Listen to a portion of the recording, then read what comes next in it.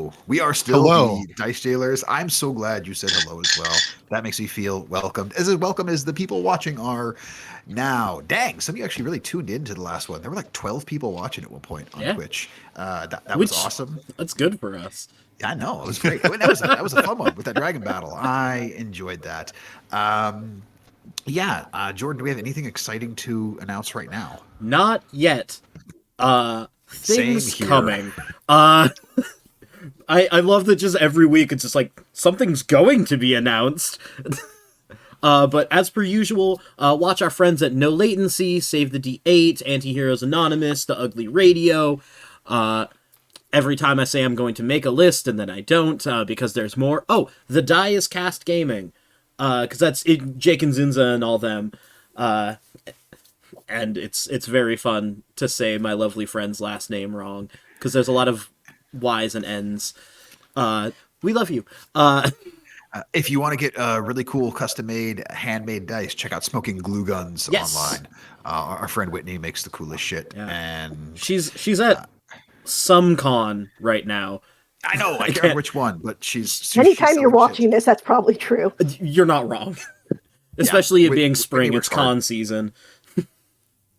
But yeah, I think that's just the Jamie announcement. Oh, hi. So not now when you're watching this, but now in actuality where we are, it is Shakespeare's birthday. And so I thought that I would come up with a list of Shakespeare D&D crossovers. And I got Exit, pursued by an owl bear, and then I gave up. So this has nothing to do with why you should give us money, but you should nevertheless give us money. I've been at a callback all day, and I'm very, very tired. Fortunately, Siobhan is very hurt right now, so we're just going to pretend that this is a character choice. And again, this has nothing to do with why you should give us money, but imagine if you gave us money, and then we had money, and then I didn't talk about how you should give us money. Like, think how much faster we would get into the game itself. There'd be other wonderful benefits, none of which I can think of right now, because as I said, I'm very tired. Somewhere on the screen, I'm not going to pretend to remember which way I'm supposed to point. There is a link that shows you. I know it's the same place every time, Jordan. I can't. I'm tired. Dice Jail. No, wait. I remember the thing right now. Y'all can read, I assume. And if not, Hooked on Phonics worked for me.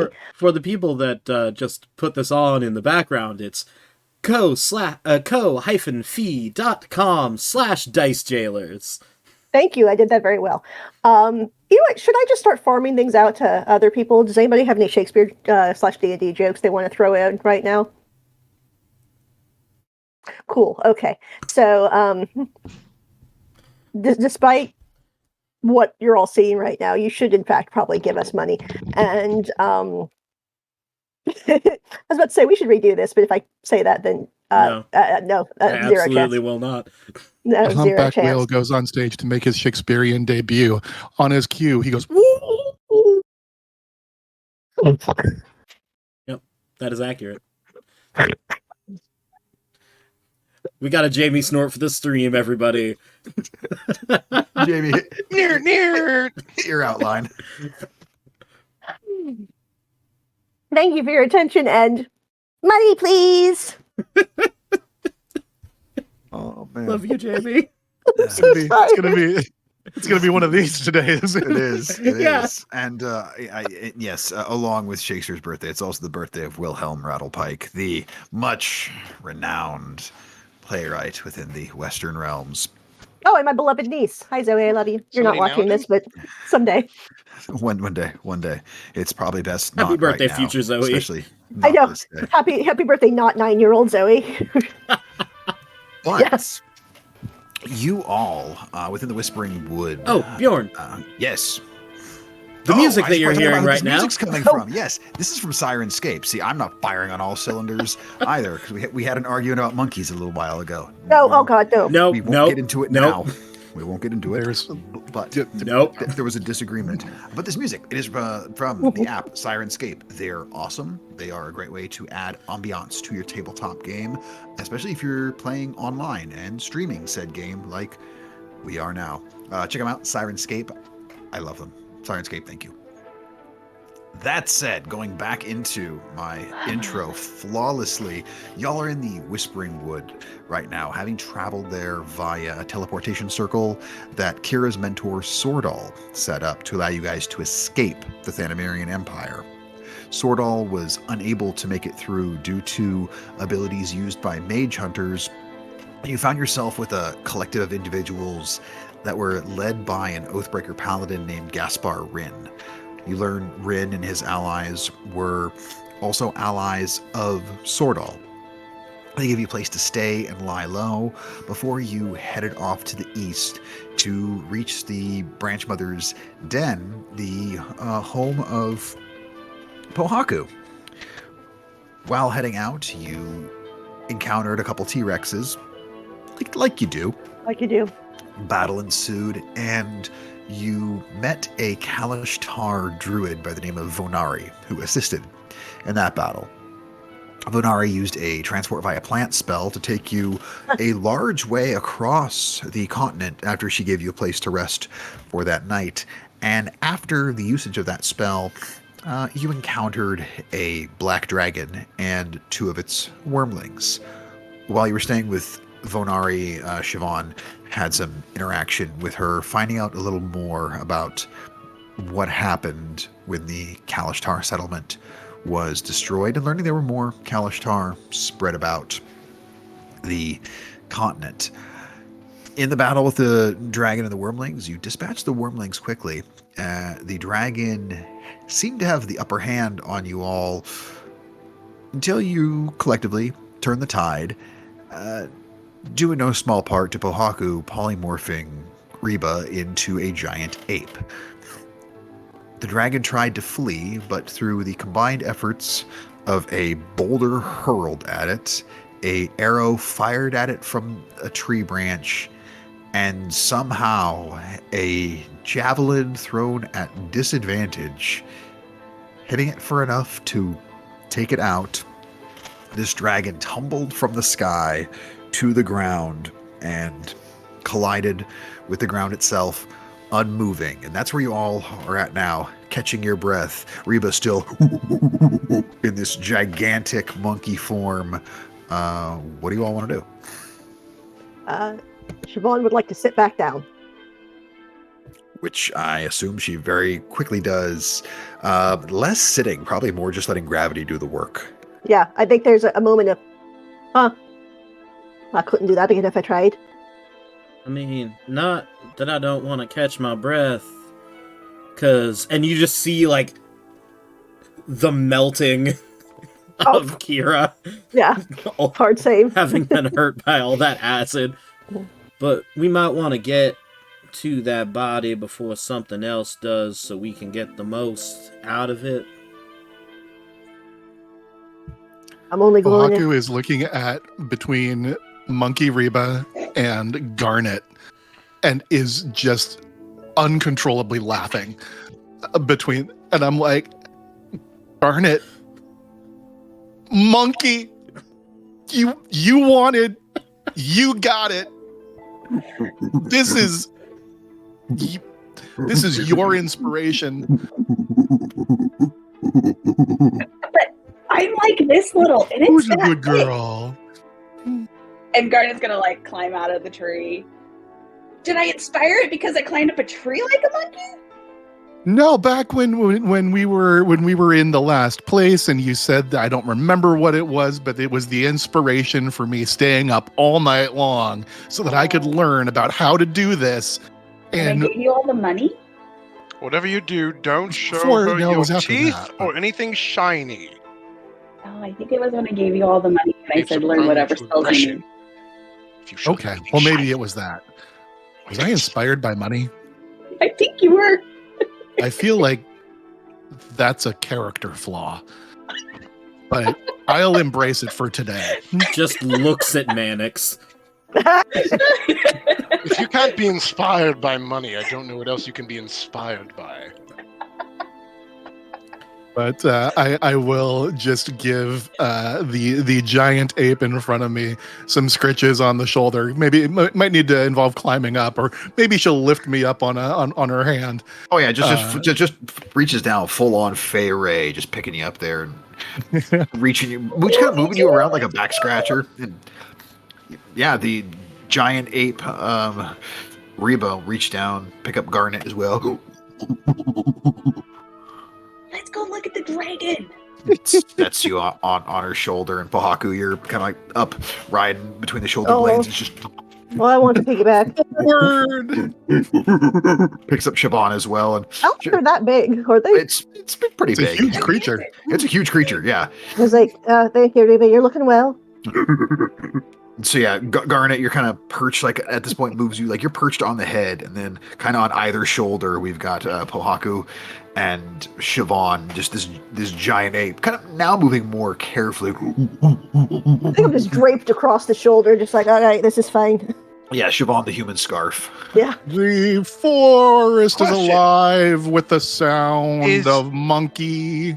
Is the ape just a normal colored ape, or is it any like exotic colors? like purple or Yeah, I guess we Great. never really talked about or that. purple? Mhm. You tell me, Pohaku. This is your Yeah, spell. no, I would tell you. I mean, depending on how Purple. closely you're looking at it, it is. I'm sorry, not purple. Depending on how closely you're looking at it, it generally looks like a traditional classic ape. If you were to pay close attention to it, you would notice the markings of the fur is kind of the color of stone with some moss covering over it. So tinges of green, but largely just looking like a big monkey. So little bits of green. Like some kind of grapes are green. I'm just gonna say that. Yes. So you might suggest this would be a Big- ape of the grape, as a it might be. big gorilla. Hey, Nathan, do me a favor. Give yourself inspiration. Did not know I was going to get a grape ape reference this You don't always see a year. grape ape reference. Decade, No. perhaps, Oh, but you yeah, don't see it it's- coming. But when it shows up, boy, are man. you glad. Grape Ape is one of those cartoon characters that I completely forget the existence of, and then whenever I'm reminded, I'm very happy. I'm just very happy. So nothing Yeah, as absurd as like a While 10-story tall purple primate While we're on our way to using, the dragon, riding using a around. man as a roller skate. while we're on our way to 40 the feet dragon, high. I'm just gonna cast aid on me and Siobhan and Pohaku. So we've all got an extra 5 hit points on top of our hit point max. And they are not temporary. Our hit points just go up by 5 for the next 8 hours. Nice. It doesn't take long for gigantic ape Reba to just on over to this very Oh, broken, bloody dragon body. In fact, a couple of the ribs have fully pierced through the skin, and it hit the ground real hard. There's definitely some breakage there, and it is very dead. Very, very dead. You can still see Siobhan's javelin stuck into its eye. The acid of the dragon is actually starting to melt it a bit. Oh, I was going to use that. Oh, well. I mean, you can see if you can try and retrieve it. I mean, I can fix it. So, yeah, I'll try to. Yeah, and you climb down off Reba, go over to this dragon, pull the javelin out of its eye socket. It makes a kind of a wet sucking sound as it comes out of there. And you look, it's still usable. I can fix that. Just be take the forge out of my pocket, I suppose, but Didn't know you had a pocket forge? I don't. I was being sarcastic. I can't tell. Yeah, I don't have much energy right now. How big would one of the dragons, just a hand, be? Just one hand, One Got it. hand. not as big as you. Oh, that's too big. Figure what? There were baby dragons too. They fell where we were. Killed the two right? little ones. At the where Oh yeah, they're back where you guys were. They're both of them Oh, there. So, anybody want don't to call them start babies. trying to carve off scales, or Maybe I we was should just ask going to see if Venari. Reba She could already pull has its the whole armor. hand off, but We might want to Oh, use yeah. a more delicate touch, but Does anyone know how? I turn to Venari and note her dragon scale, whatever. Armor? What's it, cuirass? What the hell is that? And is that a thing? All right. Yeah. Go, tired brain. Be like, are these friends of yours, or? I would say far from friends. But That was a nice way of saying, are they, exacting vengeance because this is their, kin? it's possible. Unlikely, but I suppose I don't know. I didn't think to ask in the scrum that took place, Oh, right. but Beg your pardon. It's not too much trouble between the killing me with acid breath. Is this someone you know? Is this friendly? Yeah. Anyway, how do we remove scales, please? I mean, same way you would skin any sort of creature, or you can just, try and remove sections. Why don't you pretend we're not druids and, don't know how to skin a dragon? Yes, pretend. I mean, I know a little bit of my way around nature. I could try. Yeah, it's just same as field dressing anything, yeah, just bigger. this will be fine. Yeah, I mean, I've never done this myself, but I mean, I've seen this done at home. Lots of I mean, dragon not skinning. Not with one generally this size, but I mean, yeah, it's fine. I mean, I can't say that I know very well how to survive, one might say, in nature, but I know a whole lot about nature. Yeah. Yeah, me too. Great. Same thing about that whole surviving in nature thing Yeah. too. Cool. Yeah. Is that your way of saying you'd like to see if you can start skinning this big ass adult dragon? Maybe with the nature check instead of a survival check? I'll let you make a nature check, see if you can figure out exactly how you would start doing this. May I've heard there's assist more than on one. that? Alright. More than Sure, one way yeah, to skin you- a dragon. Yeah, you guys can put your heads together on this one. You can roll with advantage.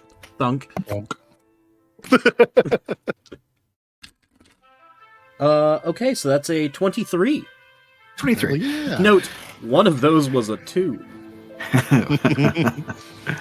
So, looking this creature over, you're kind of seeing that. You're looking at Venari's armor, seeing that it's made of dragon scales. And you're sort of looking over its body, and the coloring of the scales on her armor versus the coloring of the scales on its body. It's similar in some ways to a fish, just in the sense that the underbelly being very white, so if it's flying overhead, it'd be a little harder to see against a bright sky. You're not seeing a whole lot of those bright scales on her armor, so you're thinking most of the back and sides are the armor you would want. And yeah, if you would like, with that 23, I'll let you roll a survival check and then add a d4 to the results to try and do a little skin the dragon here. Okay, let's No. do this. I can try to help you with that, but Kira, maybe show Reba how to look at some of that, like what you've learned. Go and give Reba, the monkey a knife. that's not a very nice thing to say about Reba, and I go ahead and drop concentration on. Aw, Jordan was so looking forward. And you'll see Reba is just beat to shit. Very, very exhausted. In fact, Is Reba's Garnet gonna- still on her shoulders? Garnet's very, very, very Not nimble. anymore. No, Yeah, Garnet, make got a dexterity saving throw.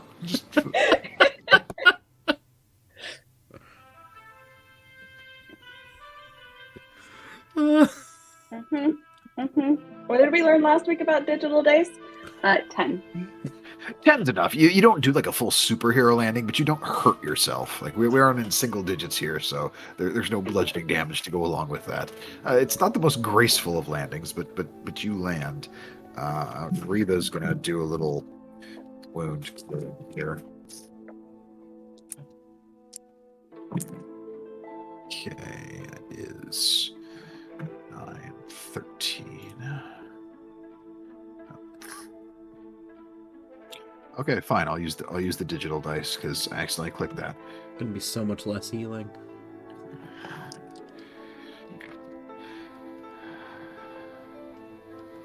So yeah, Reba gets to heal a little bit from that, and Siobhan, you're looking pretty bad. She will cast a second level Cure Wounds on you.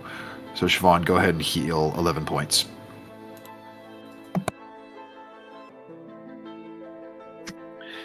And Right. so, Sorry, ahead. I was hurt enough that I've been healed twice and I still look like shit. Jesus. Not single digit shit, but you know. so Reba's looking over this dragon, feeling like, yeah, she feels like she would know where to start with it. I could point some stuff out and give you a hand. Sure. Yeah, if you want to do that, I'll let Reba roll this with advantage. Yep. Okay. Don't suppose she'd get that D4 you're talking about.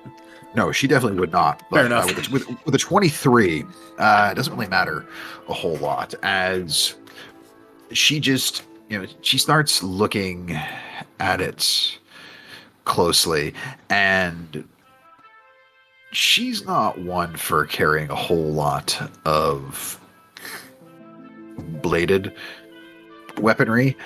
But you watch as she puts it to start skinning it. She completely takes sort of like a sharp edge on her mace, and she's tearing it down sort of the center line on the dragon itself. And you can, as she pulls out her mace, I'm just gonna. You want to just use this? yeah. It'd be a lot easier there. Yeah. And she's starting to carve away just some of the sections of scales there. I mean, this thing's too large for one person to fully just field dress on their own. I mean, how long do you want to wait to let her work on this? Because it's going to take her some time. I don't know, Bjorn, how long before you would make us roll on the encounter table again? You don't know. I'd give her as much time. I feel like this is something that is not a common material that we're going to encounter. So, I mean, if we want to start, taking some time to rest here, and I'm happy to give her as much time as she needs. Agreed. And we've got a nearly empty bag of holding. So true. I mean, yeah, Venari isn't a nearly empty bag of holding just a bag of holding.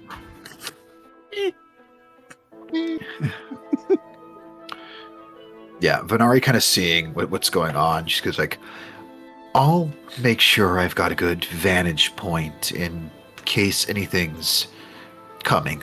If anything does, I'll let you know. And she'll start climbing up one of the nearby trees to get a good view of everything. And it'll probably take Reba the better part of an hour or two to really carve a large amount of this dragon skin off. Like I said, with that 23, she's making some real progress on it. So I'll say you probably have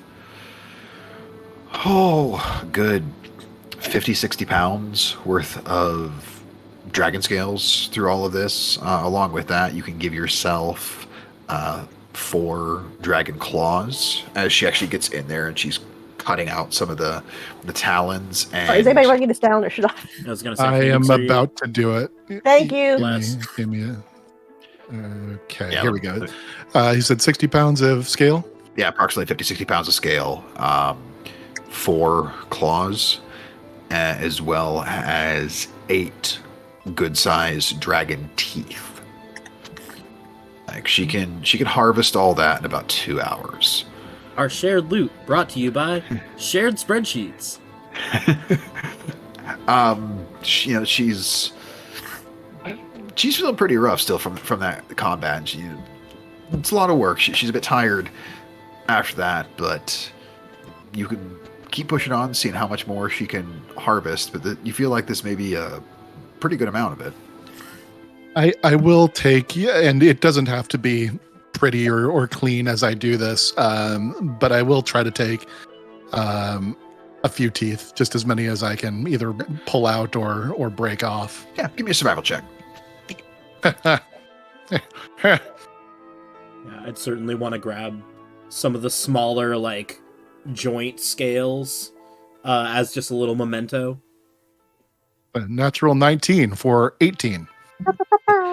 Wait. You're able to That's get funny. like you get two very cleanly removed teeth. Like you kind of focus on these two, and you're able to get both of them taken. Go ahead and give me a survival check there, Kira, on trying to get some of the joint scales. That is an 18. 18. So yeah, you're able to get like a good handful of them. I'm just gonna... I'll eventually take some and make them into a necklace or something. Yeah. Who else wants a dragon carve souvenir they harvested themselves? All right, yeah, give me a survival check, Garnet. But Garnet wants to go on the little dragons. Perfect. Garnet-sized dragon. Yeah, just give me a survival check. Let's see what you get off of them. That's about right. Let's survival. Oh, okay, just 9. 9. You've become so used to using your psychic blades that as you're using anything like solid, like you're taking out that court dagger and you just kind of find yourself like puncturing it repeatedly. Like you've done a really good job of aerating its skin. Maybe not what this beautiful blade was intended. It's really like, as you do, you're like, oh yeah, this thing is definitely a piercing weapon, and it's not so much for the cut. Like you kind of wondered if you could like just do enough holes like right next to each other, like maybe that would create a nice perforated line. No, you would definitely say that its skin breathes now because a lot of holes in it. A Should we perforated only line. spend a short amount of time and being like, okay, this isn't gonna work, and spend the rest of the time like cleaning the blade, sharpening the blade, Apologizing to the back blade. life. Yes. You gotta date the blade. I would like to take a short rest during this hour, if at all possible. Yeah, anybody who's not harvesting dragon stuff, which is Mannix and Siobhan, you guys can each take a short rest if you'd like. And I'm sorry, Mannix is a how bit many? opposed to the harvesting of dragon bits. Can't imagine why. Yeah, Sorry, how many teeth did you say I was able to pull, Bjorn? You were able to get 2 yourself. 2. All right.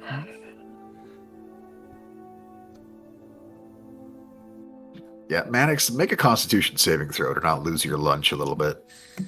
Yeah, because I'm good at those. Hey, that's a dirty 20. yep.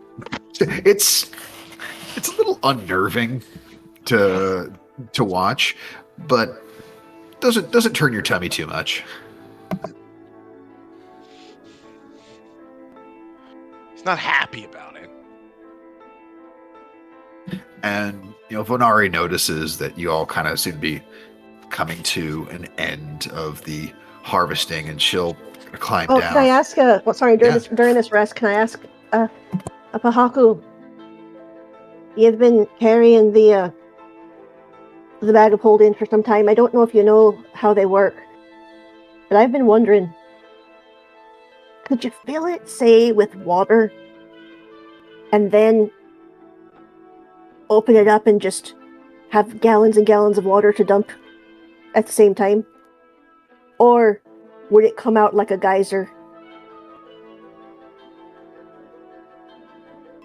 Mannix has to make another I suppose Constitution there's saving only throw. one way to find out. 17. Well, but it's full of dragon bits now. I don't have a ton of water. I have whatever in this. But pick up my Nalgene. Whatever's in my little. Not a sponsor. Fantasy Nalgene. Mm-hmm. Because I was thinking it'd be a good, if you could fill it. I don't know how much it carries, but I think it's a lot. And then what if, you open it and it's like, well, yeah, it'd be like a geyser, wouldn't it? If it all came out, at speed, you could just, and it's this innocent looking bag, and then you're suddenly like, oh, surprise, wall of water. There's only one way to find out, I suppose. Yeah, maybe at this point it'd be, wall of water and also dragon scales, and I think we want the dragon scales. Well, yeah. Oh, also during this time, can I feel, what does a dragon scale feel like? Because I'm curious. Yeah, there's a slight amount of pliability to it. Like you can feel where it would flex, but they're very hard and they're almost metallic to the touch. But you quickly understand how and why Venari would have armor made from scales. It's durable. You're just going, yeah. I wear scale mail. I don't know what scales they are, though. They're metal plates in the shape of scales. Snail scales. Scales. Ooh. I don't know. So, All right. Yeah. Back to sleep. Power/trauma nap. right. Yeah, and did you roll hit dice for your short rest? Yes, I rolled 2 1s and I'm very bitter about it. Dang. At least you get your con mod on those. Yeah.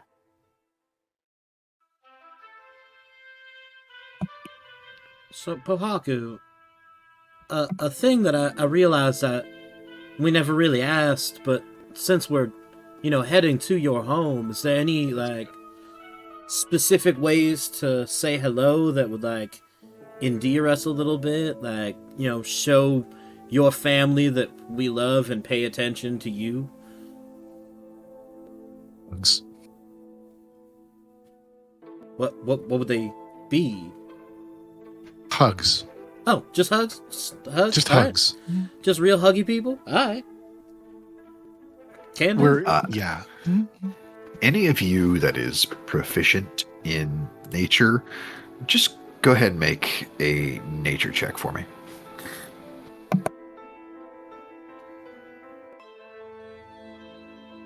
Still don't know why. 13. Yeah, it's a 15. Okay. 15. Paku, you were just asked about homes. Your mind is kind of wandering a bit. But Kira, it occurs to you, where you go, that was a really good size dragon. And Oh. dragons are notorious for having a collection of things that they have gathered, a hoard of treasures, if you will. I may or may not have Right. hummed the DuckTales theme in the hope that somebody would think of that. Yeah, nope. Completely nyam.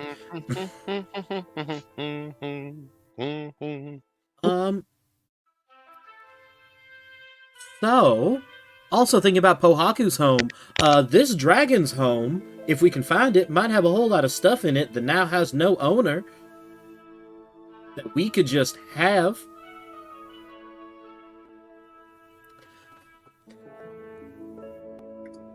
Best news all day. Sorry, Pohaku. So, I don't You know. wanted to go home. If anyone who might live in this area or be around this area a lot might know where a dragon could hold up as home. I mean, it's okay, Garnet. Don't worry about it. I mean, I could bring home all sorts of fancy, shiny things. And I just kind of look to Venari. Bing. Well, I mean, as far as what's near here was a black dragon we just dealt with, it's entirely possible that it would take us a little ways away from where you're ultimately headed, as I know you wanted to go north from here to reach the Branch Mother's Den, but if we ventured a little out of the way to the south, there are some swamps, and it's where black dragons are mostly known for residing.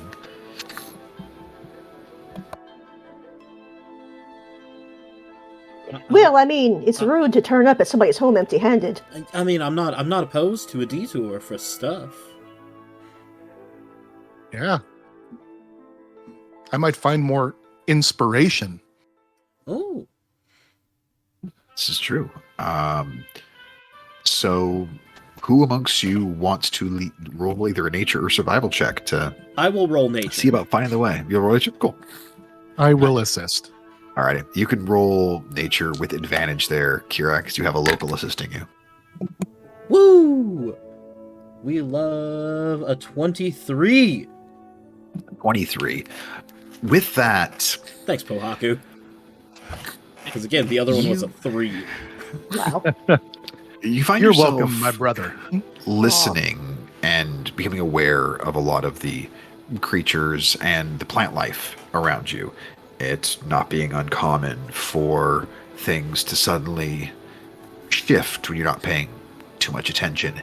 And you do a good job of avoiding any other creatures that may be out there, as you aren't exactly interested in finding out how friendly they are or aren't. And you find yourself traveling for the better part of an hour until you find sort of a sloping hillside that rises up out of a very wet, marshy area. And in it, somewhat obscured by sticks and brambles, you can see what looks to be a very large cave or entrance into the side of this hill. I suppose we better hope they weren't married. Oh, I didn't even think of that. Oh, Well, let me go check. And I will send Pueo Oh, all right. to go I'll look. send Thank you Umbani. very much. As I see everyone's eyes. Come on! I'm the smart one. I'll just, rat, and have Umbani follow Pueo. Excellent. So yeah, both of you having your familiars fly there, and then you will actually watch as the two familiars head off in that direction. That only a half instant later, Vonare will turn herself into a small bird and go flying off along with them, aiding in the scouting. And you two are able to see through their eyes of your familiar as they enter this place. Do either of your familiars have dark vision? Owls. Excellent. Yep. Yeah, Pueo So- would. You are able to see, and it's very dim, but in here you can see there are a few kind of like steaming, bubbling pools about, and there is a fair amount of like walkway should you all as individuals be able to enter. This cave seems to be largely uninhabited, at least what you can see of it here. There are some tunnels that go off deeper, but what you are primarily looking for, you do see quite quickly, as over on one side of this cavern, you can see this, what looks like a pile of, it's hard to tell exactly what, as there is some sort of like vegetation and whatnot growing over / somewhat covering it, but it does glimmer.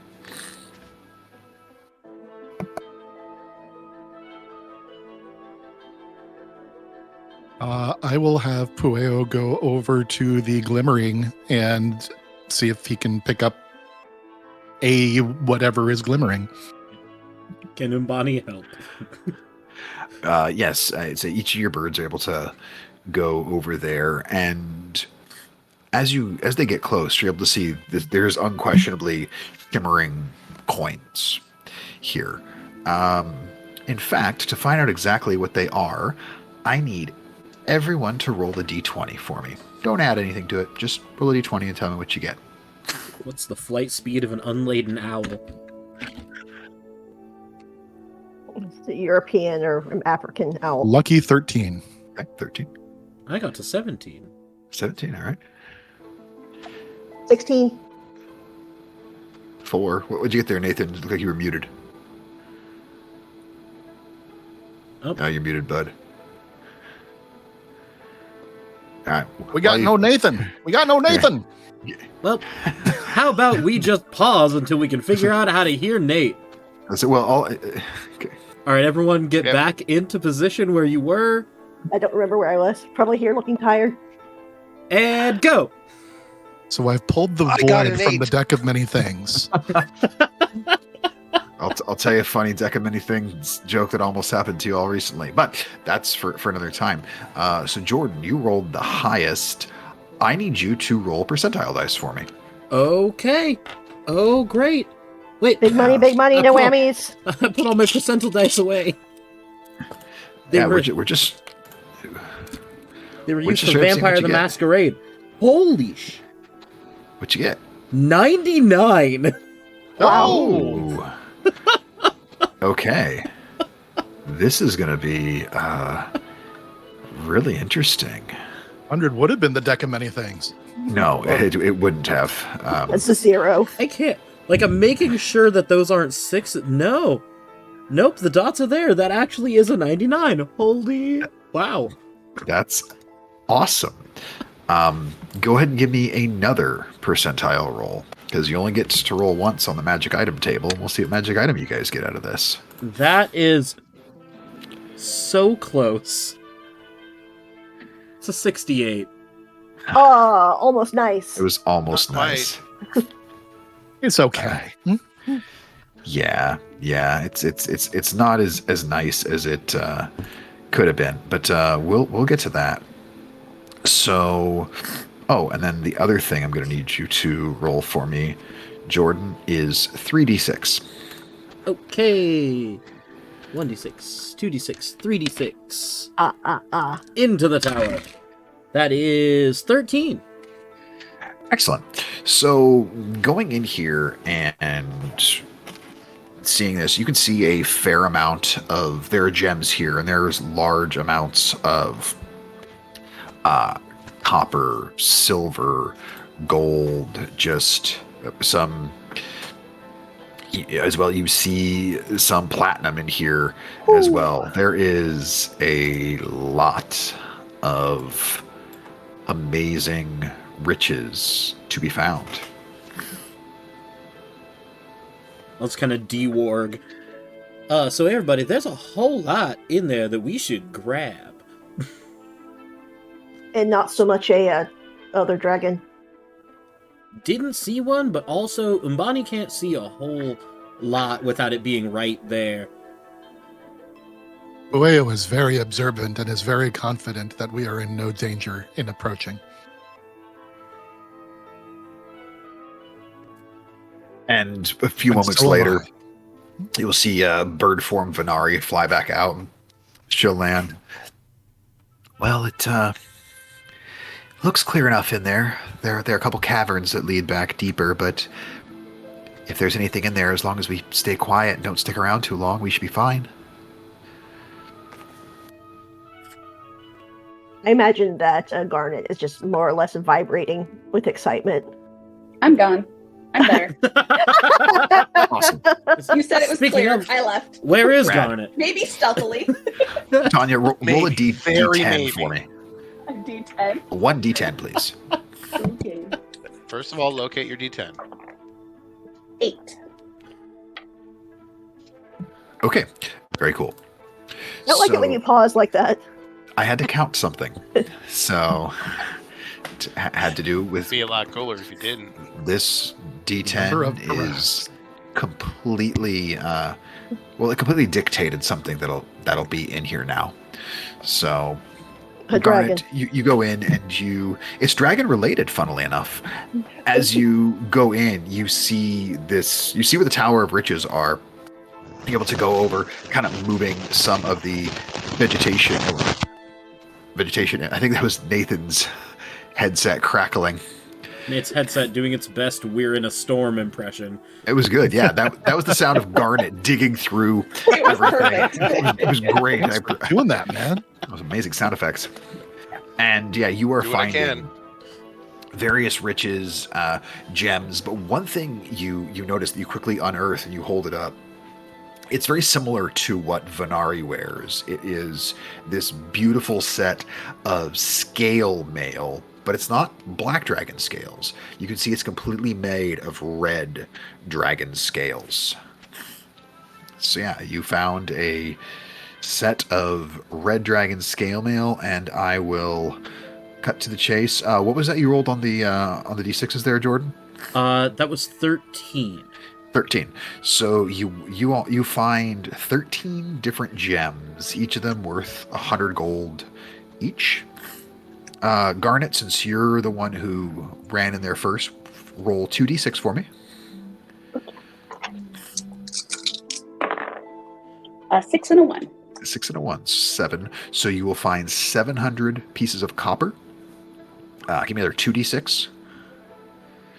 So we truly found 4. a set. 4,000 pieces of silver. We found a give set me of scale mail for this party that 66. doesn't wear armor. So it's probably cursed, if that makes you feel better. Why would 66. one wear armor? It looks hideous. 66. Yeah, I have 66. amazing. I actually wear 60. steel mail. 6.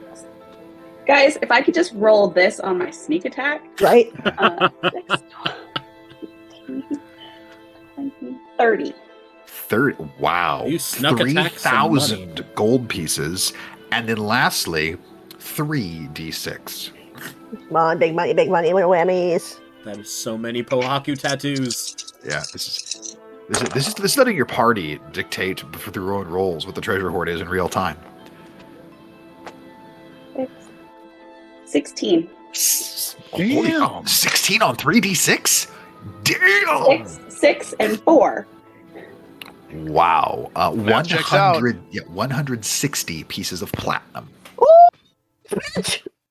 So we're All of buying this, a just castle. FYI, is in the going group to loot. Sizzler. We going to Sizzler. Oh, so kind of you to not take a share, being as wealthy as you are, Mannix.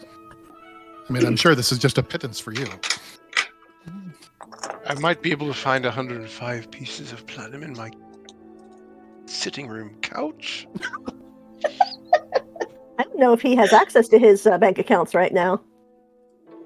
Us being And fugitives so I'm and just all. gonna repeat it back. So what I got was 13 gems, each worth 100 gold. Yep. 700 copper, 4,000 silver, 3,000 gold, 160 platinum, Yes. and that is all in the shared loot spreadsheet. Holy shit. Is it?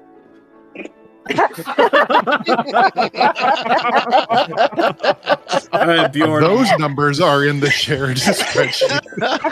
All right, Bjorn, figure out a set of rolls for Garnet to make to see how much she stashes Yeah. away without us. Garnet, make a sleight of hand check.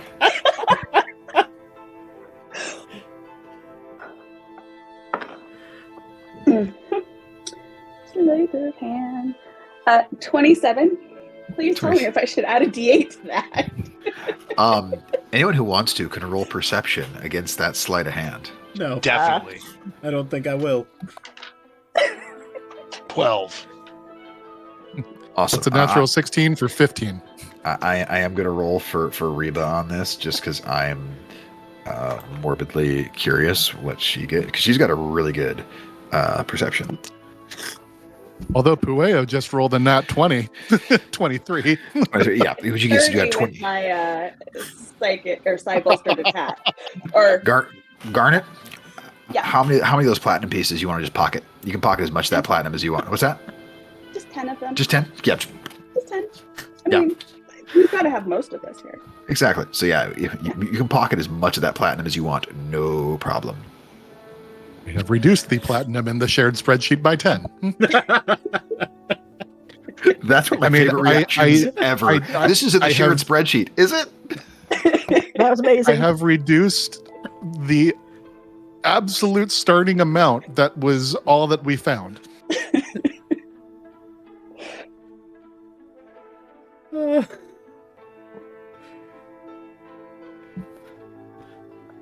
I mean, Oh, no, yeah, that no was- shade to Mirik, but Garnet might be my favorite rogue. Aw. Mirik only had 3 levels to. True. If he was around long enough, he would have stolen from us too. Don't. He absolutely would have. He wouldn't have stolen anything of wouldn't have monetary stolen. value, but he would Yeah. have, he would, like, Mirror He would was have still- taken what he wanted, and nobody would have been able to see what he was doing. Right, we It would was never just- know. Merrick would have taken a half-eaten rib bone off your plate and then eaten it bone and all.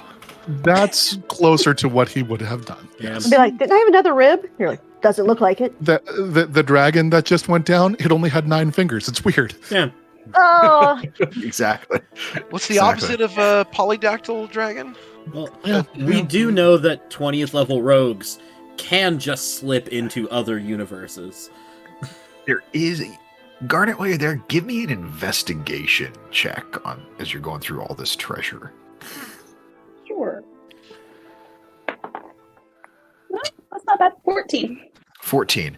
So with that, there is one other thing you end up unearthing as you're digging through the treasure. You feel your hand hit something fairly sturdy, and you kind of pull some of the dirt aside, and it's difficult for you to hold it up. Like when I say you hold it up, you sort of lift it using the ground, and it's about as tall as you are. It is this gleaming, beautiful suit of chainmail armor. It seems to almost glitter with the colors of fire on it. Some incredible flame motifs on it, complete with this sort of headdress and these long gauntlets on it. And you can see there's also this beautiful quilted fabric underneath on it. And just as you touch it, even with all of the flames on it, it just feels cool to the touch. But it is beyond expertly made.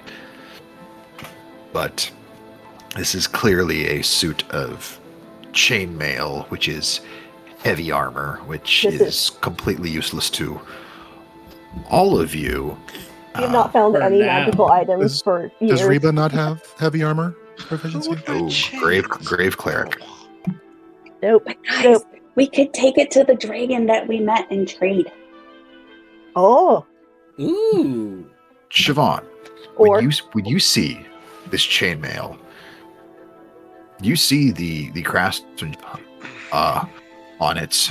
Go ahead and Siobhan, roll a d20, and then add proficiency plus wisdom to it. hey. While you're doing that, for those of you who don't know who Merrick is, that was my Yeah. Inquisitive rogue in our previous campaign. I just pulled up his character sheet. So he has a passive perception of 32 with a bonus of 17 to his active perception checks. He helped Bjorn write the end of our last campaign. I did actually. He helped me write a lot of this campaign as well. Oh, yeah. Yeah. But well, that's, I mean, his intelligence is 13, but that's fine. That checks out. He's got higher intelligence than me. Like I said, he helped write the campaign. It's almost as high as Pohaku's. I can't believe it. What'd you get there, he Siobhan? is 20th level. 16. 16. With that, like you come over and you hold up this chainmail, and again, it's quite heavy, and you are impressed with the workmanship of it, but you know quickly that just the way you fight and the way you move, this would be useless to you as a piece of armor. Weigh you down, and you set it down looking on it, and your hands go to your hips, and your left hand, it touches your father's hammer. And it occurs to you, you're going, with the right forge, I could probably break this down. I could remake it into something else. Garnet's definitely right. There's a chance it would fetch a incredible price with the dragon you previously met, running that beautiful shop they had that branched between locations.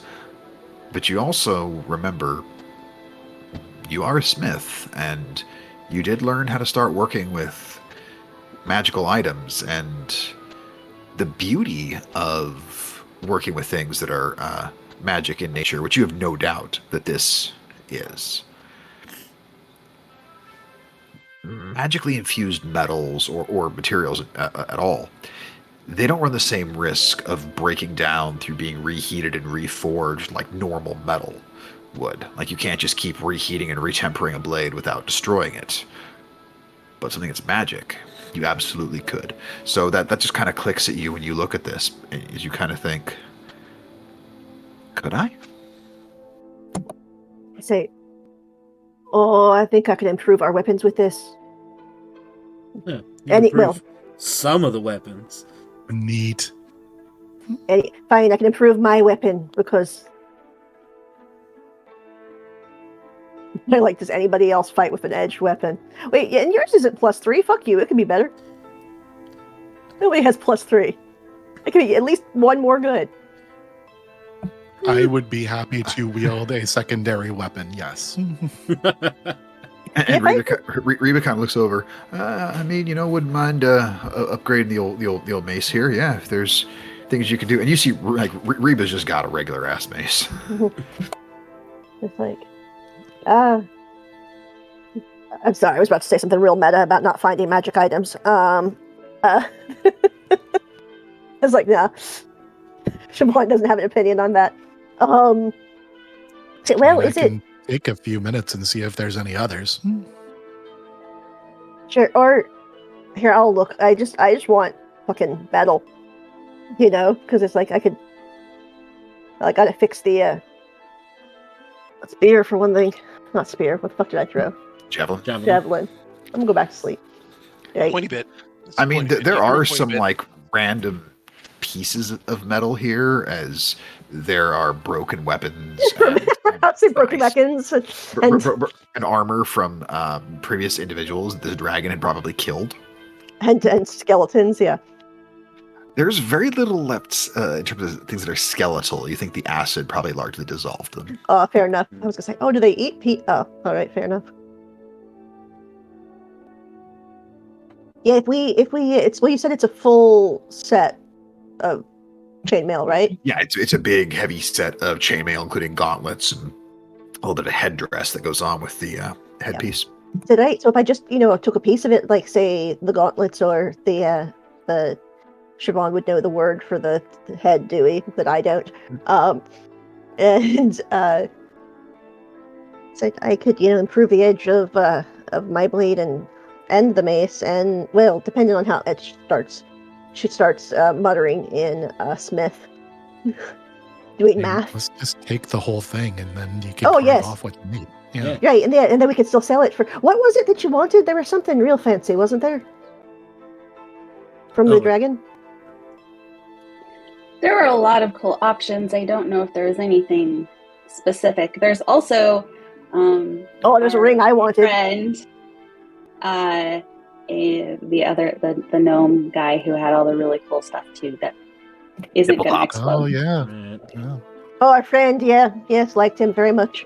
I mean, and I also know you did. there's. He was great. I mean, We have there's a also gnome if we can. friend. When do we start consorting with gnomes? I'm a gnome. You are? I thought you were just really short. She's actually quite tall for a gnome. Thank you for not just assuming my race based on my size. I appreciate that, Manix. I mean, Well, but I also, don't Assume what you are because of your size. There's nothing that I've encountered in my existence. Judge me by my size, do you? I do not. I have found that to be one of the most foolhardy of endeavors. Yeah. Right. Well, Mannix you've had to explain about size a lot, I imagine. Yeah, Mannix had a very disappointing evening with a Goliath gentleman one time where not everything was as proportional as he was hoping. I was very put out. Or not. Not nearly as put out as you thought you'd be. I was hoping for much more putting and less outing.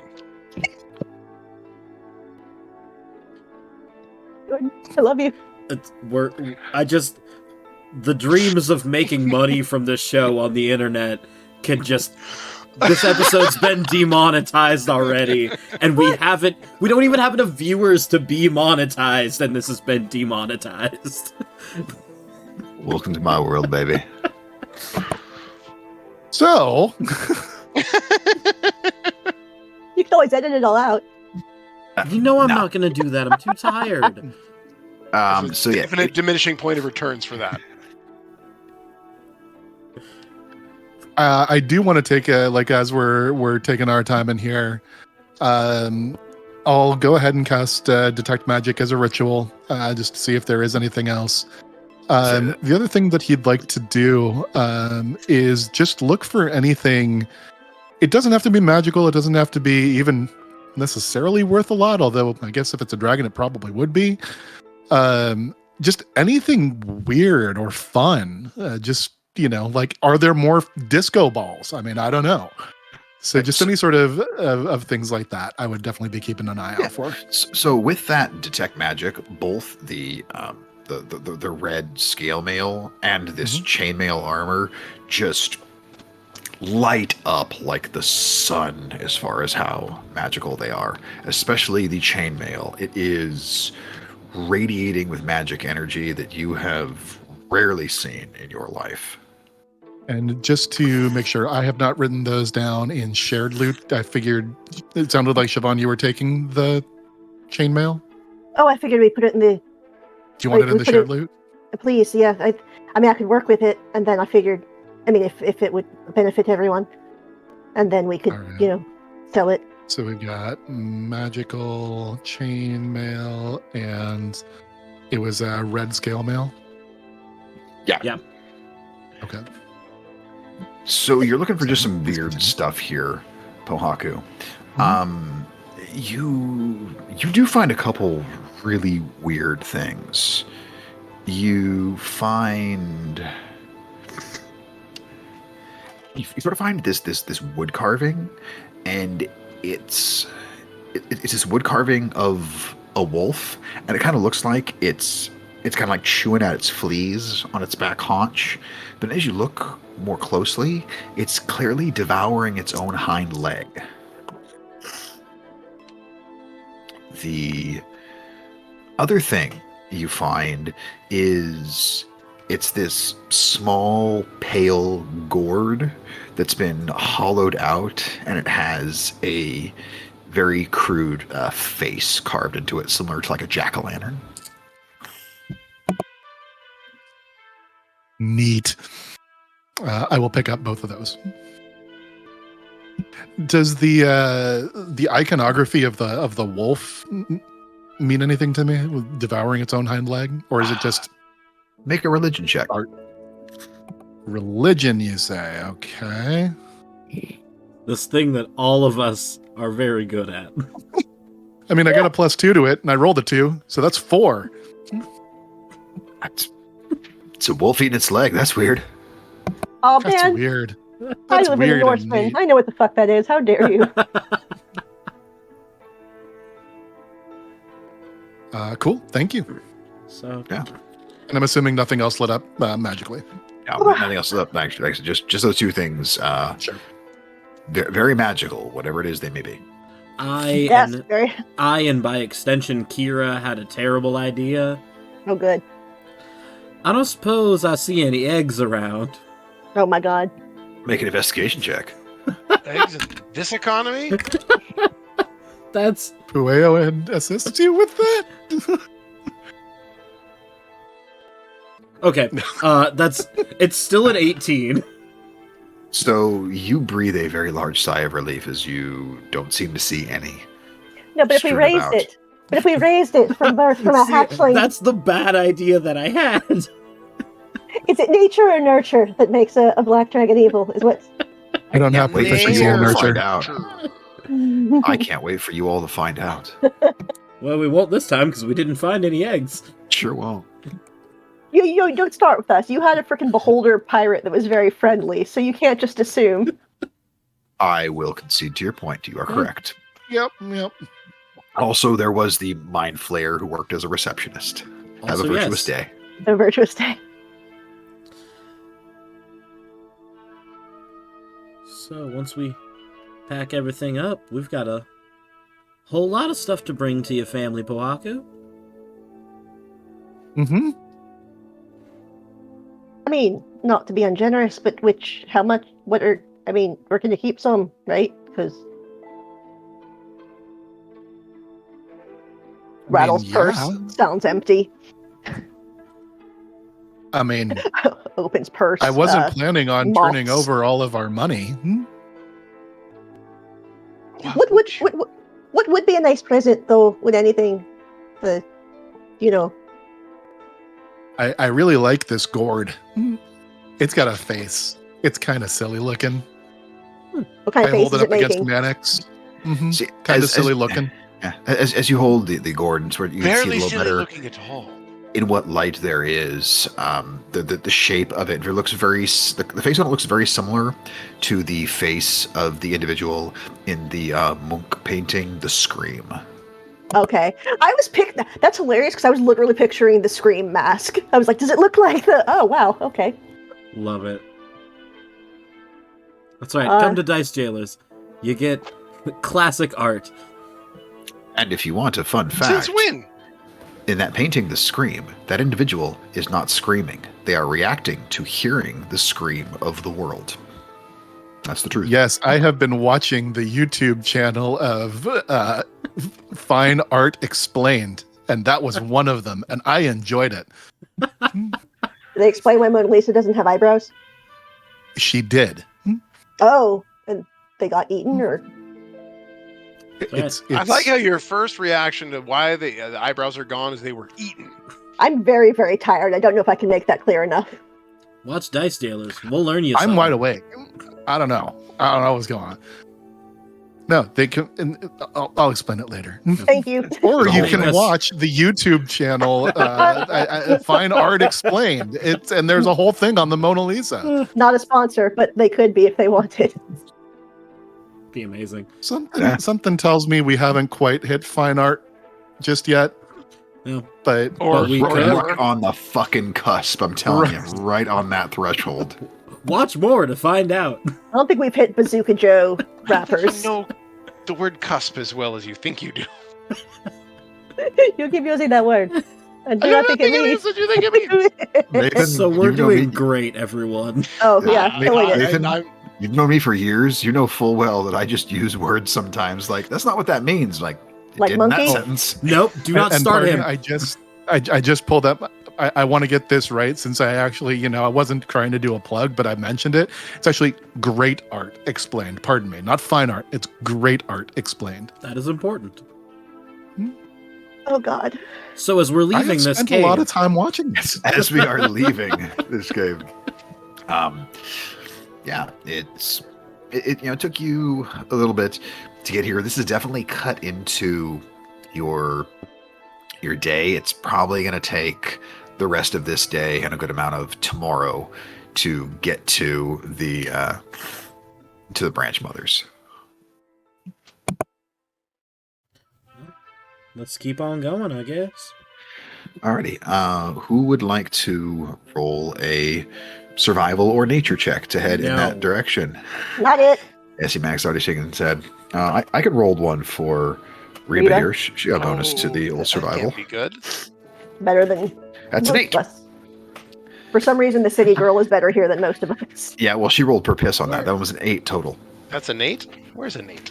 You're right next to you. And just, she's still a bit tired from the clobbering you all took at the hands of the Black Dragon. And so you end up going sort of off course for a bit. And she finally is able to correct it. And traveling for the better part of the rest of the day, you're not far beyond where you actually encountered the dragon itself. It took you a long time to get back there, and you're kind of going past its carcass, and Reba just kind of gave it a nod of sort of a, but we're able to press on a little bit further, and Vonari will see that the sun is going down, and point out a good spot to make camp if you all want to hunker down and try and get some sleep. Down for a hunker. We should probably set watches, eh? It might not be a bad choice. I can take the first one. All right, yeah, not it. I'll take whatever one Reba's taking. Reba's up for being the second watch. She'll take the split shift. So I guess Pohaku and Kira want to take the first one. Yeah, I mean, Third. unless Yeah. unless you want to three take, watches. unless Who's you want doing to the take the third? last one alone. I say what? So first watch sounds like Kira. Middle one, Reba, and Garnet. Who's doing the last one? Who's joining Kira for the first one? So Umanix, you'll be part of the first one. Yes, Okay. please. So I guess that would make the Leo last and I one. will take third. Yeah, and so Siobhan will be part of the third one. Good, yes, I want to. Right. So either Mannix or Kira, one of you give me just a straight D20 roll, and the other one give me a perception check.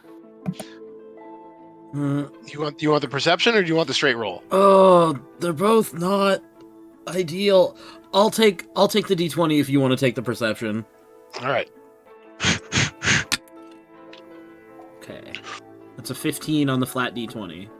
Dirty 20 on the perception. Oh. Alrighty.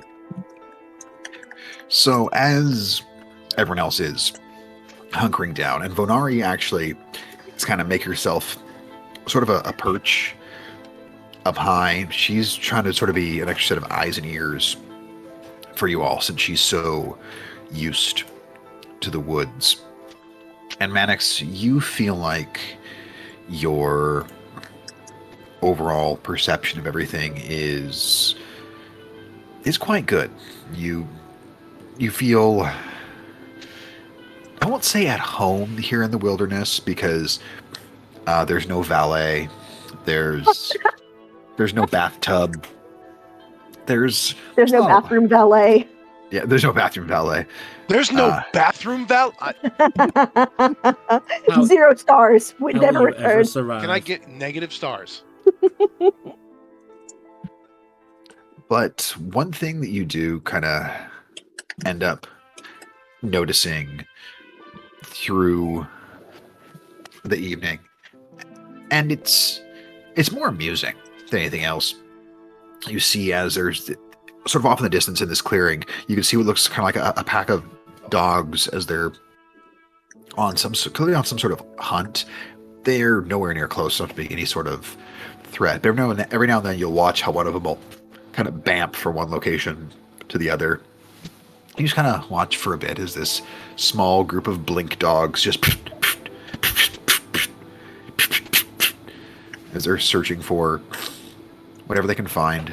And your watch will come to an end. You'll get some sleep, which will bring it to Reba and Garnet's watch. Hey, real quick, Bjorn, sorry to Yeah. ask, but of course I have to ask for every one of these. So if we're kind of turning in a little bit early, how much downtime do I have? I would say you would have a good 3 hours of downtime. Cool. So, Garnet, do you want to roll the perception check or just the straight D20? Oh, just the D20. Okay. That makes sense, because nothing Reba does is straight. Ah! Think she would appreciate that. I know Casey would. What'd you get? 11. 11. All right. I rolled the perception check with advantage for Reba like I was supposed to, and I rolled a natural 2 on both dice. So, much like the individuals with the fro pick in Spaceballs, she ain't found shit, and she's looking around seeing nothing. But the night goes on uneventful, which will bring it to the last one, which is Siobhan and Pohaku. Who wants to roll the perception check? Who wants to just do a D20 roll? May I have Pueo do my perception check for me? You absolutely may. So Siobhan, roll a D20. All right. Just Dirty 20. straight. Ooh, Yep, just roll a D20 and tell me what you get. I got 16. 16.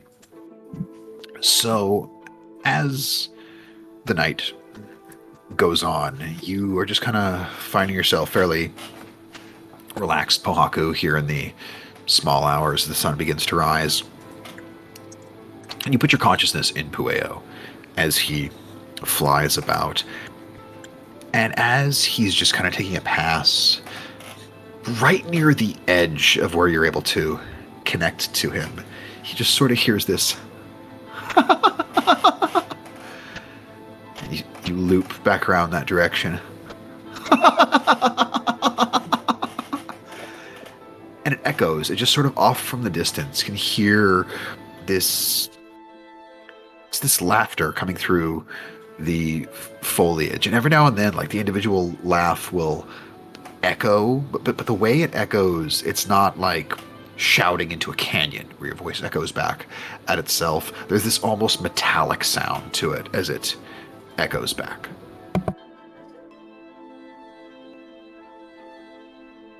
I'll share that information with Siobhan.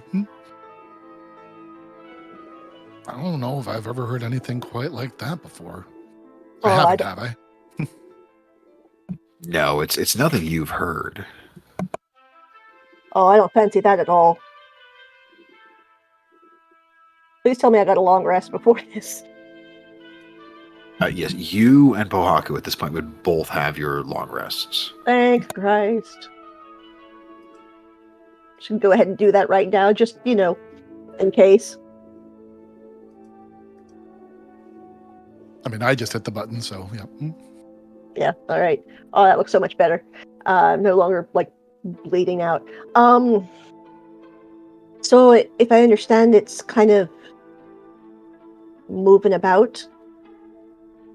No, it seems like it's always coming from about the same direction. Like every time you loop by with Oh, it's Pueo, because of Haku looping. I see. yeah, Pueo's looping about, Pueo, and you bigger keep pardon. hearing this sound. Is there you any said way? it was almost metallic The sounding? echo is metallic. Like there's almost sort of a sound of like metal clanging or scraping against itself, sort of mixed in with the echo of this laughter. Is there a way to ask Pueo to go a bit closer to look, or? Yes, there is. Pueo, go closer and look. Please be very, very careful. Oh, he can't hear me. And so Pueo if Pueo does fly closer, it is going to be out of the edge of where you're able to see through his eyes, because this was like right near the edge of it. Then I will go out 30 feet from camp and try to keep him within. So yeah, an additional 30 feet, it's just sort of the same things. And then as it echoes, just sort of this metallic scraping sound, he's gone a little further into the trees here, and again, it's hearing it in this direction, sort of off to the northwest a little bit. And I'll break contact very briefly, just so I'm seeing through my own eyes again, and I'll motion for Siobhan to come join me. He's going a little bit out of range. Can you help guide me forward? All right. And so I'll just kind of hold on to her shoulder and try to, I don't want to go. I guess I'll leave it to Siobhan to pump the brakes. But if we're going too far from camp, but trying to give Pueo as much range, as much leeway as I can to get a closer look. how far are you willing to go, Siobhan? How far away from camp already? I mean, you're only about, I'd say, between 30 and 60 feet from where everyone is camped up. Oh, I don't like this. And yeah, so we would have to. So he has to stay within 100 feet of me for me to actually look through his eyes. Yeah, Siobhan is basically like, you know that thing when you're like walking up to the edge of a cliff and you kind of like do one foot and then the other foot to join it, and then one foot and then the other foot to join it? Just kind of moving forward like that. And, yeah, still nothing. Oh, you can't hear me, can you? If you were to like, give me some sort of a signal, like if you were to like squeeze back, I would break contact temporarily so that I could hear you. But so, I'm sorry. How far did you say we had walked away? So yeah, how much further did Siobhan gone between about the 60 feet you were already gone? How much further beyond that is she willing to go? She went like 10 before she's going to squeeze him because she just doesn't like me. Yeah, you're about 70 feet from camp, and again, it's still definitely outside that radius. Okay.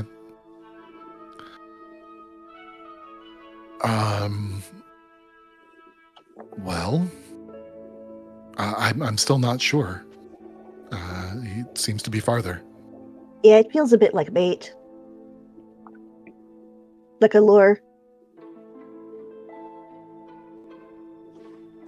Well, I mean, you're from here and then- I'm not, but I've heard of these little wispy lights, in the woods that you follow them because they're beautiful, and then you keep with following them the- in, and then you get fucking ate by plants. Or yeah, but they don't tend to have metal sounds to them.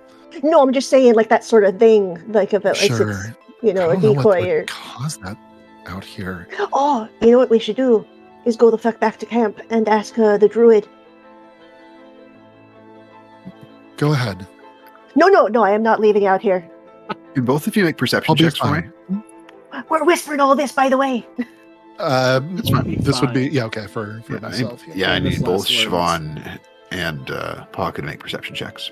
Oh, bugger. 13. I have 19 tabs open. Let me find a good one.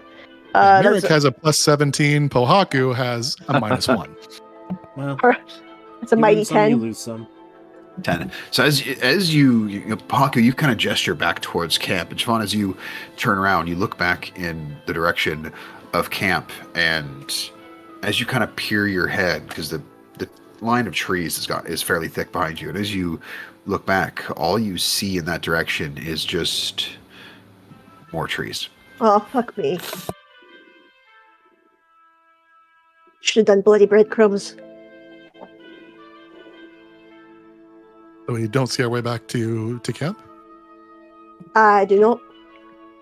You've probably gone 70, maybe 75 feet if Siobhan, made big steps. She didn't. You feel like camp should still be well within eyesight. You're looking and there's just more trees. Oh, all right. All right. So I have no way to contact anyone because I have to be able to see them. See, Right.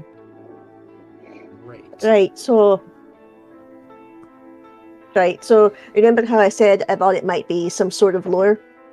I think I had that realization about, 20 feet too late. Hmm. Because Well, the woods are, they move, right? You've said things sort of shift. sure. Yeah, well, I don't know where our friends have gone. What would I know about this, Bjorn, as far as navigating through a shifting wood? You know that not only does the wood shift, a lot of it is based on where is your desire, your focus? What are you trying to reach? And if your focus had been on something else, say this location or source of whatever this laughter might be, perhaps the wood would have aided you along in that journey further away from where you once were.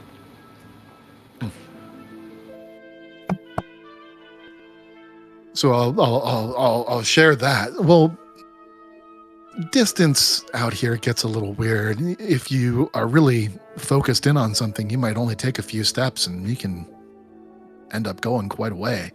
That's the wood being helpful most of the time. Yeah, but does it help, or is it helping the cackling thing? Can I hear this laughing now, by the way, or? Nope. Is it also possible that you're going crackers? I don't want to discount. Well, it's always possible. Unlikely, Alright. but possible. Here, give me a hint here. I'm gonna turn around.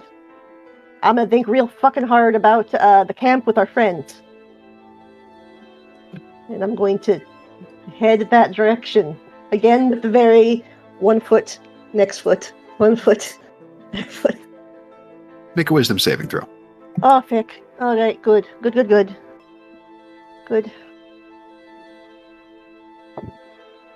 That is a 18.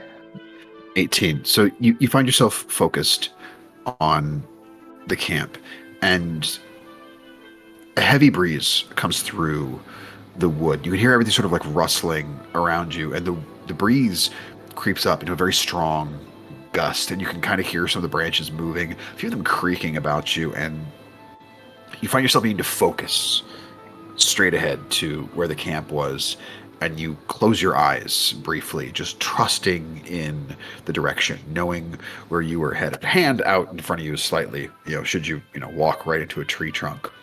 Also, I'm And- holding Bahaku's hand because I don't trust that we're not going to get separated. Oh yeah, you have him with your other hand, 'cause you got two of them, and as you move, you feel your hand sort of touch what almost feels like some vines, and you grip it tightly in your fist, and you pull it aside, and as you open your eyes, you see that you feel like you probably moved 10 steps or so, and there you are walking right back into the camp. Oh, fuck me. Alright. Cool, huh? Maiden, Mother, Crone, thank you to whoever. I don't hurry. Siobhan, you just hear on the wind, "You're welcome." You just hear this "you're welcome" whispered. Was it fucking sinister like that? Make an insight check. Do I hear it? You do not. That's an 11. People say you're welcome when you say thank you. That's just normal, polite conversation. What can I do? It's say welcome. If it's quietly, then they can't. That is not true. The mouse hears all. We're already demonetized Not because of the big jokes. ears. Right. So that was terrifying. I thought it was pretty Uh, cool. That was terrifying for me, as we're learning increasingly from my time in the woods. I am apparently a candy ass, and I would never say that. no, it's all right. I did. I don't Fair. care. Yeah, I don't care for most of this. I mean, no disrespect. I just like, when you walk down a street and you see something in the distance, and then you get there, and then nothing strange happens in between. Then the street stays where the street was. That'd be a brilliant bloody shortcut, though. Should we think, happy thoughts about your home or something, and then maybe we'll get there faster. Yeah, I don't know why I didn't think of that earlier. Yeah, click your heels together and some odd. As you do say that, Pahaku, you think, "Oh, I don't know why didn't think of that earlier," and it does kind of And then we're home. No. settle with you. It's fairly straightforward for one person to do that, and maybe two if you're holding on to someone's hand and directing them. But the more people you have being reliant on the exact same thought and focus, it's really easy to get separated in the woods if you move too far or too fast. Anything can That's happen. why we don't do it. What if you get one of those little things, like, when you see the people are like walking children in nature, and they've got the for a kindergarten or so, and they've got that little leash thing that all the children hold on to. Well, I mean, if we stayed within, 50 feet of each other, sure. But I mean, I could end up way back at home, which is on the other side, and it's gonna. I don't think we got that much rope. Right, and then I get nervous and I'd think about, I don't know, marshmallow root and Oh, that would definitely take you over to the. Why can I not think of the word right now? With all of the covens, because they totally have all of the marsh root there. Coven's Cradle. Oh, yeah. Coven Cradle has plenty of marshmallow root. You know that. Yeah, Marshmallows right, are pretty great. and Mannix would be thinking about, a new cravat or something. He'd and he- probably just end up right back into the dragon horde. Or he might end up back in, the shot. Horde. Yes. Uh, Yes. Wait, do you sleep? Do you just freaking... Just calls out dragon horde as he's snoozing. Just say, That's actually on brand. you just hang out and be subconscious to Dragon No, horde, you know what dragon you horde, hear. dragon You horde, know what dragon you horde. hear with Mannix in his sleep is you hear a Wilhelm scream. why? Why? Wow, Oh, so we've been sleeping a good deal away from you, because man, that would get annoying real Yeah. quick. Yeah, it would. excuse me, I need to go pour bleach into my ear. Hope you brought an extra pair of pantaloons. Breaches. Pantaloons. So anyway, Kira slipped through this. Thank Uh, God. Yeah, exactly. Otherwise, you might take psychic damage. I think the DM took. Yeah, I think from that Wilhelm stream comment, I take 2 points of psychic damage as the DM. From the rest of you, all gain a long rest, so you can go ahead and do that. And Siobhan and Pohaku have returned to camp, and you are all awake, and you're within the day's journey of the Branch Mother's Den. And when I say within the day's journey, like you'll get there before the sun goes down. First things first, I would like to talk to Benari about what we heard and see if she might have some insight into what that was. I'm not familiar with a sound like that specifically, but you hear strange things in the woods sometimes. Could have been a creature that's learned how to mimic voices. Could have been fae. Could have been blending between some of the realms. Could have been a lot of things. Right, I'll just have to leave that a tragic mystery that we didn't explore further. Shall we get the fuck away from this place?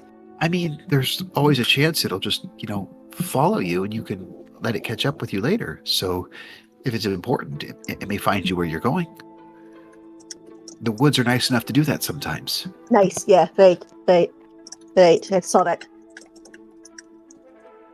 I can't even think of the old fantasy movie, but insert a joke about Evil Dead here, because that's where I was going. The Twilight Zone of Truth.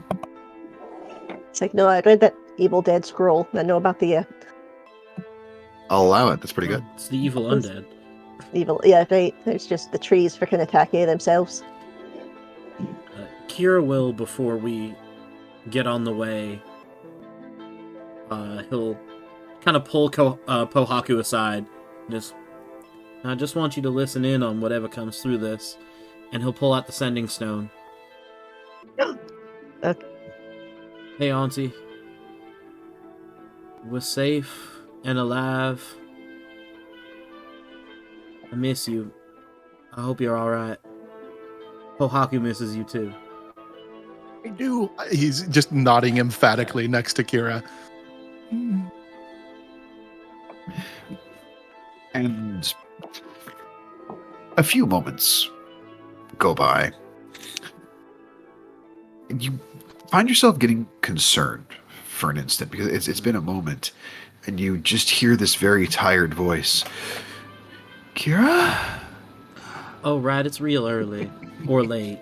In between the two. It's the middle of the night. Fuck. Okay. I'm so glad you're okay. It's been a lot here, but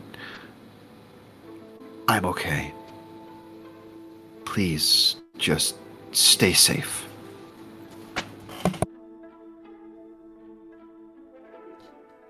At least she's fine. Well, that's the one use of this for today. Puts it in the pocket. Speaking of sending, so before turning in, may I have used a sending last night? Oh, hell yeah.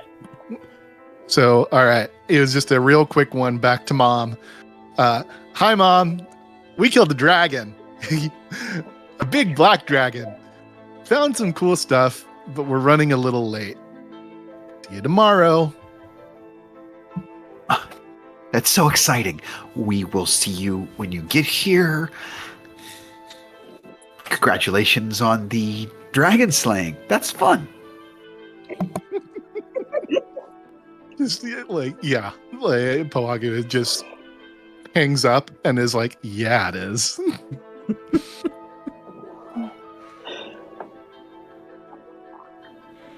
That's all.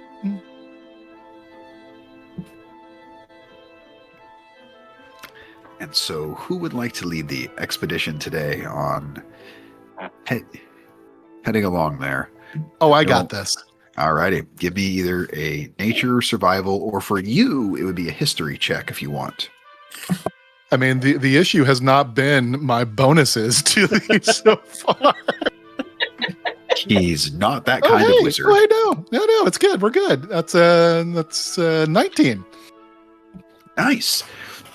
Yeah. Wait. Screw these digital dice. Waking up, you're just going, I know how to get home from here.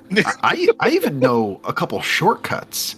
And You are making great time, and it's not much past about midday where you can see off to the east the coastline of the continent, and you reach this small stream that runs all the way down to the coast, and you can all see just beyond that this settlement of various shaped homes built from all sorts of natural materials. When I say natural, you can see some that have like, built grass walls, or they built like bricks that are clearly made out of mud.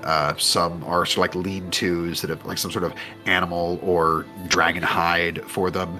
It is just very much like Druid enclave type of location. And as you guys get to be about quarter of a mile out, Vornari's going to go, well, this is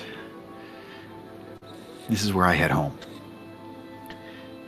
It's been fantastic to meet some new Well, you should totally folks. come with. My mom makes really, really great stew. I really, really should get back, but I can't resist stew. That sounds absolutely delicious, and I'd love to eat some cooking that's not my own. Yeah. No, we got all the good foods. It's gonna be great. I suppose I could stay tonight, but I'll be heading back tomorrow. I have work to do. Oh, You seem sad. I mean, it's a little sad to meet someone that you want to spend time getting to know better. And she kind of just nods a little bit in your direction, Siobhan. But I have to go back. I have to keep looking, searching who else of us are out there. And I have a little spot of my own in the wood to take care of and make sure everything keeps operating as it's supposed to. I've gotten used to it. It's nice. But I can definitely stay for dinner. great. And also, just as we're closing in, you're describing like seeing out to the the edge of the continent, and like as soon as we get anywhere within visual range of that, like I am grabbing on each hand. I've got Garnet on one hand, Kira on the other. I'm like, you gotta check this out. Yeah, and you guys are full on like Red Rover like style, like it's all like hand in hand. It's like Red the Rover. hags. Exactly. And Why would you put that out in the universe, man? Why? We met friendly hags in the last I thought we campaign. had. They're also quite good with the stews. Ooh. exactly. It's weird. Like every one of them always has a big cauldron, like big cauldrons. Good stereotyping. Yeah, they do. It's just a society Yeah, based on but it's cooking true. stew. Aside, It's a stew you want to go society. to there? A I stew would, society. man. Oh gods, I love stew. Oh, I'm Man, hungry. Damn it. Yeah, I know. You and the hags, man. I could really go for some stew right now. Surprised when I have a stew right now. All right. And as you all approach, there's some folks that come forward, and seeing you, Pohaku, you all can hear some of these voices shout out, "Pohaku, he's back! Everyone, he's come home!" And there are a good about 24 people coming to near the entrance to this settlement to see you all approach, and you quickly see this is probably the greatest melange of species that you've seen in any one settlement, from some of your more traditional humanoid types of either elves or humans, dwarfs, a fair amount of lizard folk like minotaurs. This is just, you quickly get the sense that anybody who is very attuned to the land or nature, this might kind of be where they end up. And Pohaku had made reference to, hags and whatnot. You do see a couple spaces trios of female-presenting individuals that are all clearly of the makeup made Mother Crone. Like you can just at a quick glance, you can see this on them. But you have arrived to the As people start Branch calling Mother's out, Den. as people start calling out my name, I run forward and immediately like hit the brakes, run back to the group, grab Garnet, and Oh, we're running forward. You are going to meet everyone, and I'm like waving to the rest of the party as well, but like Garnet is like in my arms with me for this. And now as you're all actually entering the settlement itself, as I said, you could tell that there were these buildings that were all clearly made by hand. As you've now gotten closer, the size of some of them are quite impressive. Some of them are like full-on multifamily dwellings that have been shaped out of these handmade bricks. Or you see a couple like very Viking style long houses made from, logs and a roof that's stitched together pieces of bark. And some of these are an absolute sight to behold. My mouse fell on the floor. I got so excited. Or mouse. Yep, it got quite excited, and I now have that back, so I can open my various tabs of things I need to tell you about. So yeah, just looking over. I mean, I'm looking for family, friends, and just seeing who's around. Yeah, you and no shortage of individuals, and you see the sort of the trio in charge of the village, three individuals known as the Coven of the World Tree. You see there is, here we are, Sister Crystal, Mama Marlene, and Granny Joanne are the three of them. And you can see them, Pohaku, sort of standing very central to these multiple individuals. And you know them all personally. So yeah, so they're kind of like the first ones of note that I'm recognizing there. Yes. All right. I will just in my giddy glee. Again, I've got Garnet kind of with me, and as long as she didn't resist when I tried to bring her forward, and I just run straight over to them, and Sister, Mama, Granny, this is Garnet. You told me that I had to find someone. This is her. She's amazing. Garnet. This is the Coven of the World Tree. This is Sister Crystal, and this is Mama Marlene, and I just kind of give a sly smile and wink, and Granny Joanne. And it will be Marlene who will speak up. It is wonderful that you've come home to us, Pohaku. We have unquestionably missed you, and we've heard too. much about your travels, the messages you've sent home, and you've done and become so much more than we ever could have expected. Your return is foretold. We should... There's only 3 of you. We should speak privately. It's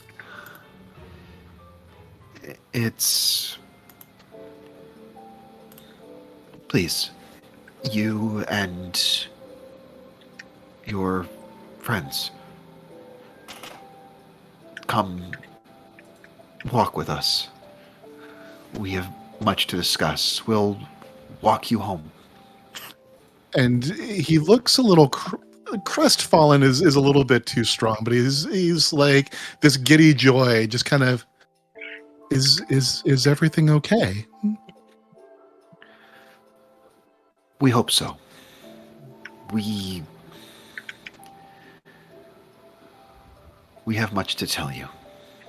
Okay. Okay. And I motion for everyone to come on over and join us. And yeah. Okay. We'll be right there. And I assume you all follow along with? Absolutely.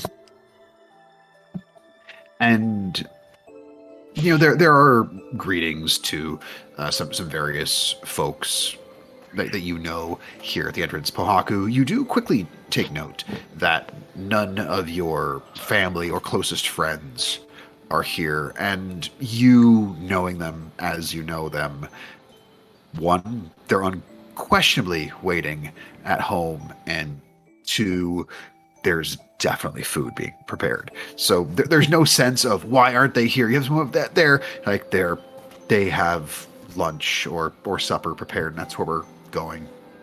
And as U6 and Venari as well, kind of walking along with, travel with this trio, Marlene will continue. You coming to us was always an event we remembered. You haven't been told much about who you are or where you came from, have you? I mean, the stork, right? Not exactly. Oh. You have always been considered a blessing to your family and to this community. The land understands you, and as we've always told you, and we've always lived by, Yord provides, and Yord knows all. You are different than everyone here. Nods at that. Yeah, I really had to. You guys always made it look so simple. Like you could just do things. And I've learned a lot. I'll have to show you later, but And she kind of reaches towards one of your arms where the tattoos are. And she's like, "May I?" oh, of course, yeah. She takes your arm and kind of runs her hand along some of the tattoos, and you all kind of watch as her eyes sort of begin to glow, and she's not really looking at anything and just kind of traces the outline of each one. And she lets your arm go. You have learned so much. It's impressive. You were not born a child of the Branch Mothers. I was about to say you aren't one, but you of course are. You live here, you grew up here. You are one of us, but you were born a child of the serpent.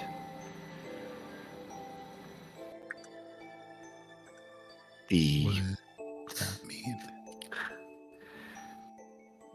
It's interesting the way that the gods enter our lives in ways we never expect. The trickster, he had his 3 interesting children. The Great Wolf, the Keeper of the Dead, and the Serpent of the World. That serpent, that Jormungand,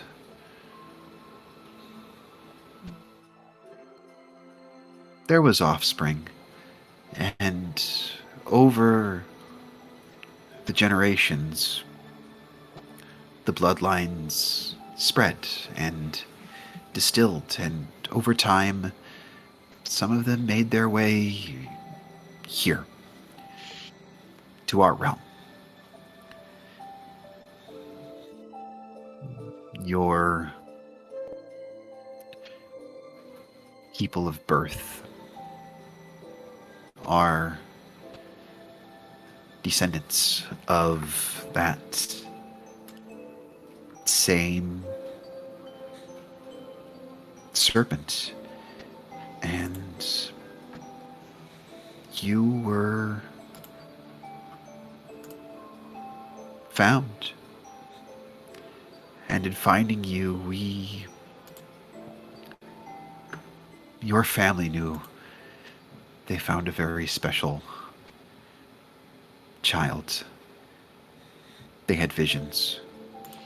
Voices tell them they would find someone and grow their family. Many of the Serpent-born, most of them, well known, as much of their body is serpent-like. Every now and then they have a birth that to them is considered an anomaly. We don't know if it's something they fear, if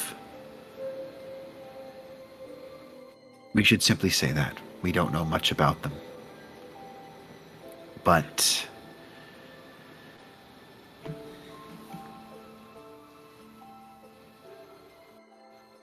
we knew you were something special.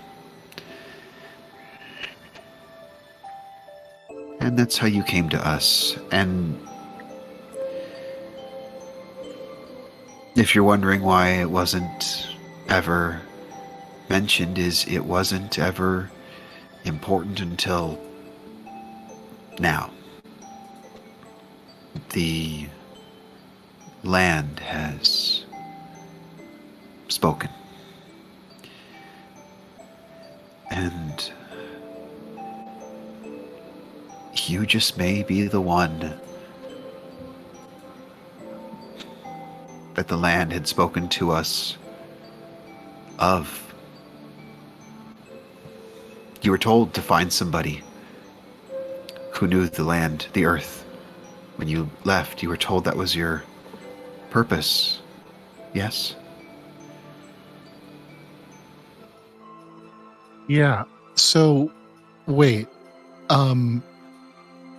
And I turned to the group. Well, so this is a lot. And I turned back to the coven. So, Mauka and Nahele, they're not my birth parents. No. So they chose me. Yes. I need 1 sec, okay? Of course. I'm just going to kind of turn my back at, not leaving the area, but just kind of turning aside from everyone. I cast Sending to Mom. I love you.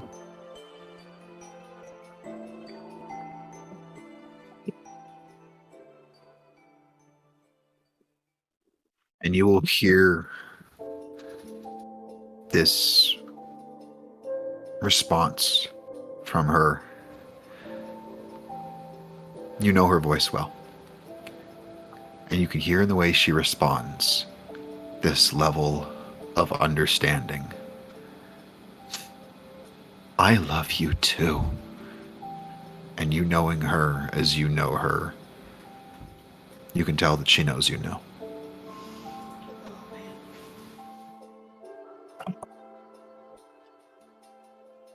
And I'll clear my throat and turn back to everybody. Sorry about that. I just needed a second there. Wow. So, child of the serpent, am I still okay?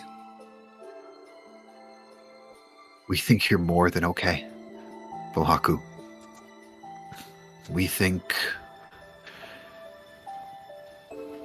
you're quite exemplary.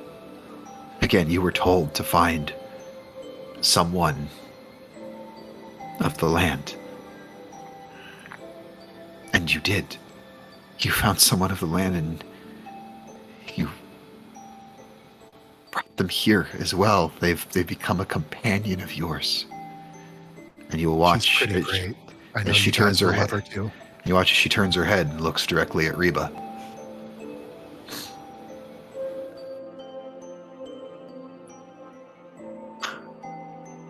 Distant cousins.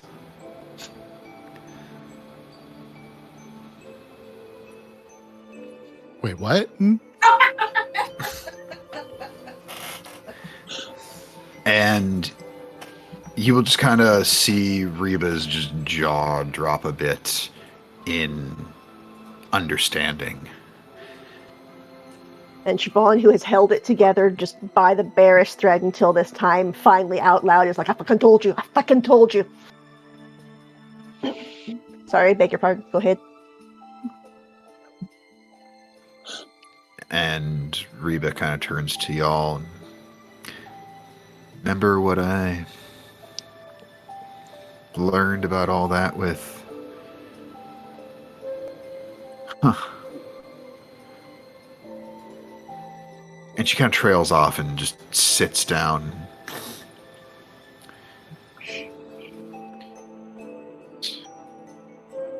You can see all three members of the coven sort of nodding briefly before Marlene continues.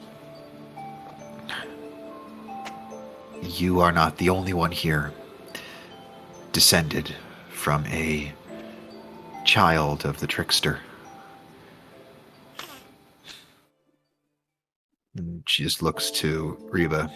You can speak to her, can't you? Reba nods her head. The keeper of the dead. She too has had a bloodline that has extended and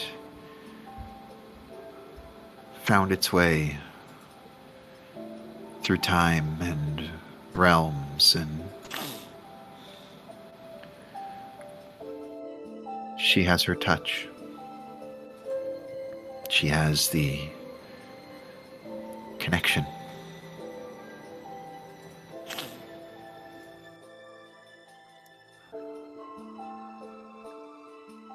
We knew you were coming home, and we knew it was with the one that was to be sought. For the gateway to the trial has opened.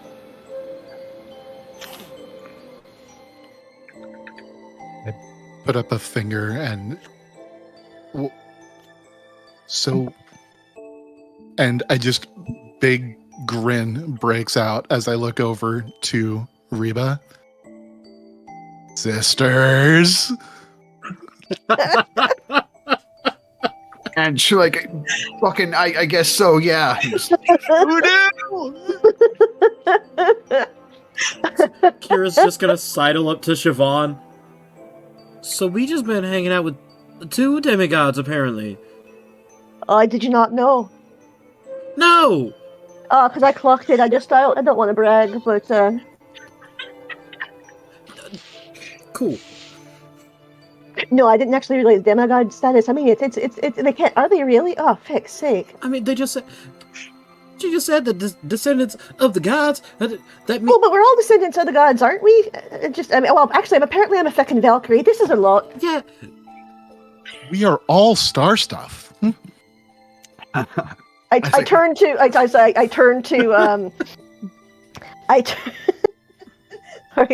to Mannix and be like, right, so Kalishtar, descendant of Kalishtar, descendants of Loki. What's your secret backstory? Let's go.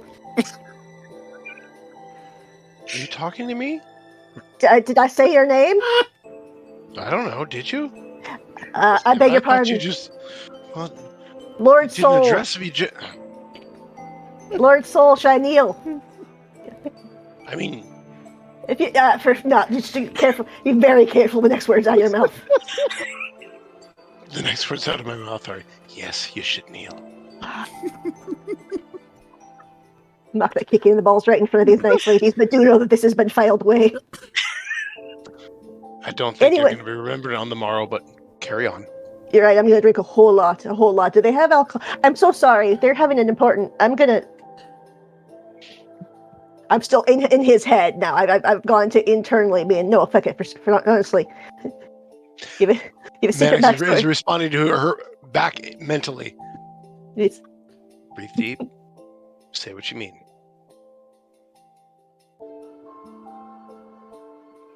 What demigod are you descended from then?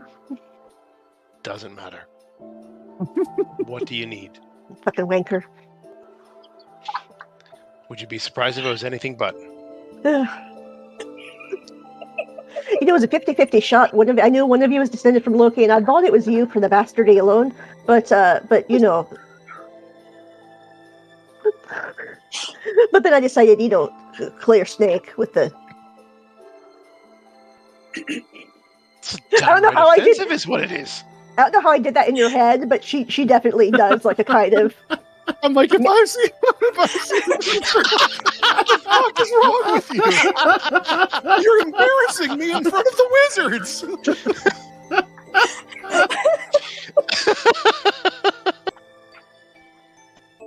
No, Mom, I swear my friends are cool. No, this is all internal. No, not that friend. No, not that friend. These are my good friends and Siobhan, who came along. Siobhan, make a wisdom saving throw. Oh dear. Again.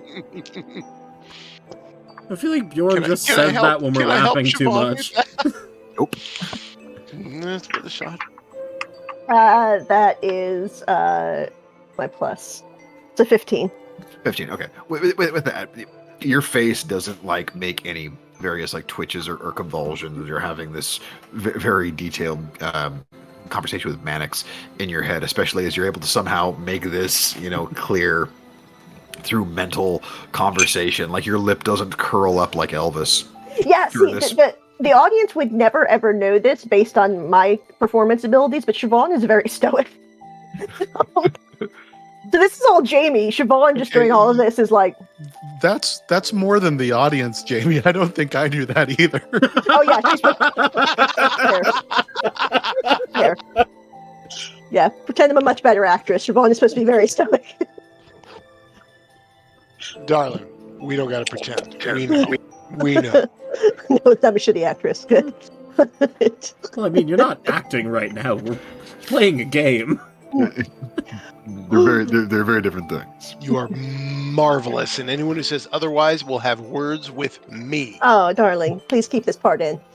This he'll edit out. This will be I the first don't- time ever.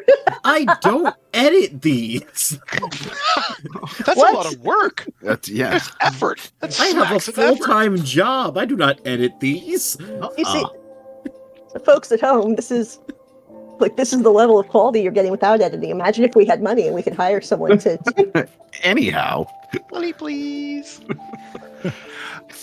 Real quick, there is one more thing then that I just want to do in the light of all of these revelations, and they're Yeah. pointing at Reba when so I'm bringing up it's like, oh yes, the person of the earth, and I'm like turning to Garnet, Right.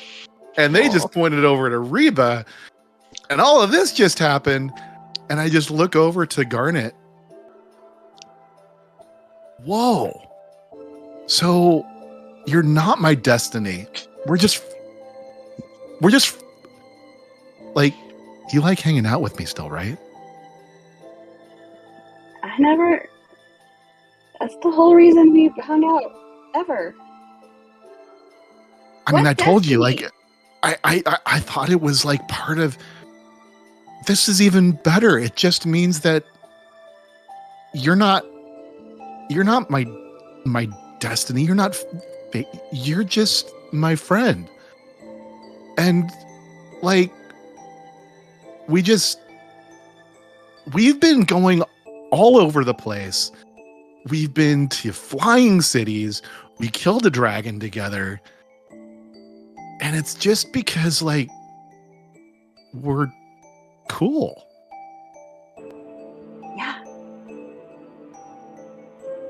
So great. We can swap besties if you want, since, as it turns out, kin. I mean, I'm besties with everyone. Except maybe you and Mannix. Right, yeah. I was about to We'll say, work on that. there's not a We'll world work in on this that. existence that you'd be happy hanging out with me. So far. I mean, the opera was kind of nice. It was nice. Wasn't it though? Oh, I mean, look, in the presence of Wilhelm Rattlespike, Whose birthday it is today. we should I'm be so lucky. next time I'm gonna find you one of those hats like they wore with the big feather, and you'll look just like it. Sorry. We can talk about that later. This all happened internally. So as not to show our asses in front of these people. You look, and you can see that they seem.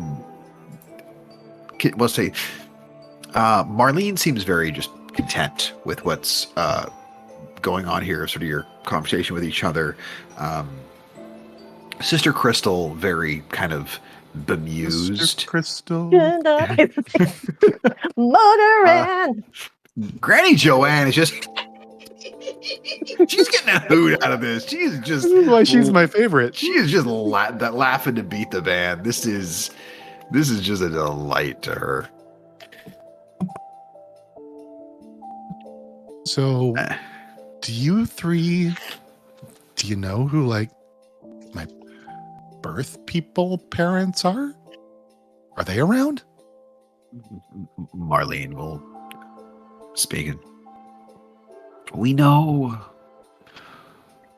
who they are as a collective. We're not aware of, say, who the individuals who you would call your biological parents are. That's,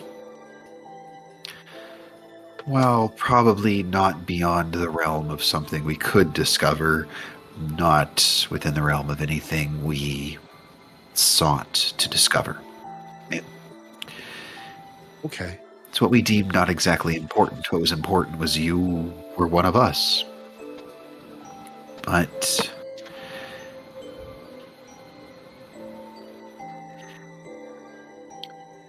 there are the legends we all know. The story of the end of days to come. And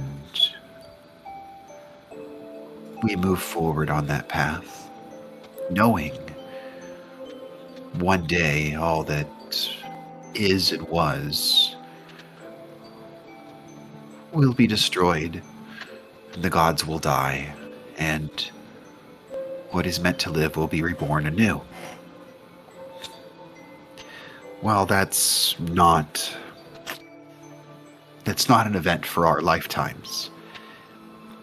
It is nonetheless something we stay reflective and respectful of. And we know the importance of staying the course of things, making sure life exists as it should, and also death exists as it should, as death is merely the last part of life. You will see Reba kind of nods at that. She continues,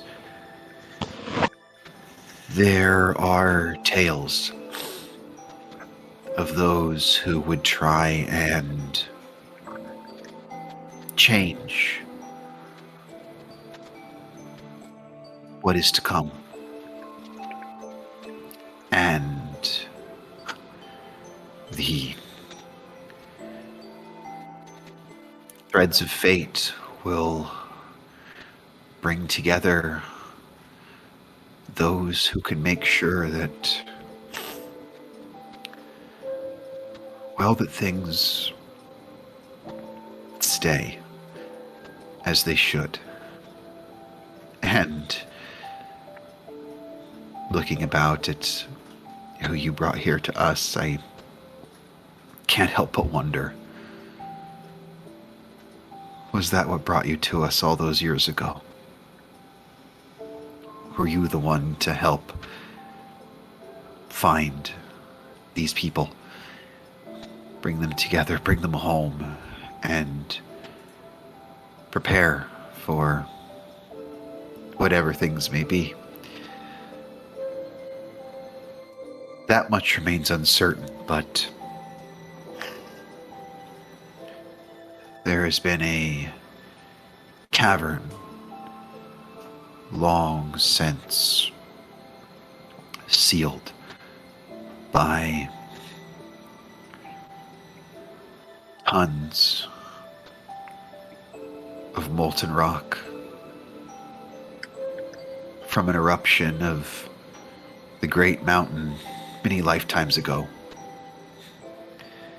And yet, when you sent word you were coming home,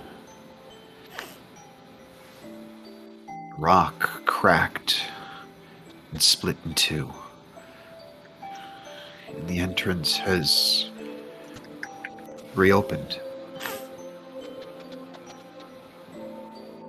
Whatever awaits in there is meant for you and your companions. Who amongst those you travel with is your most equal?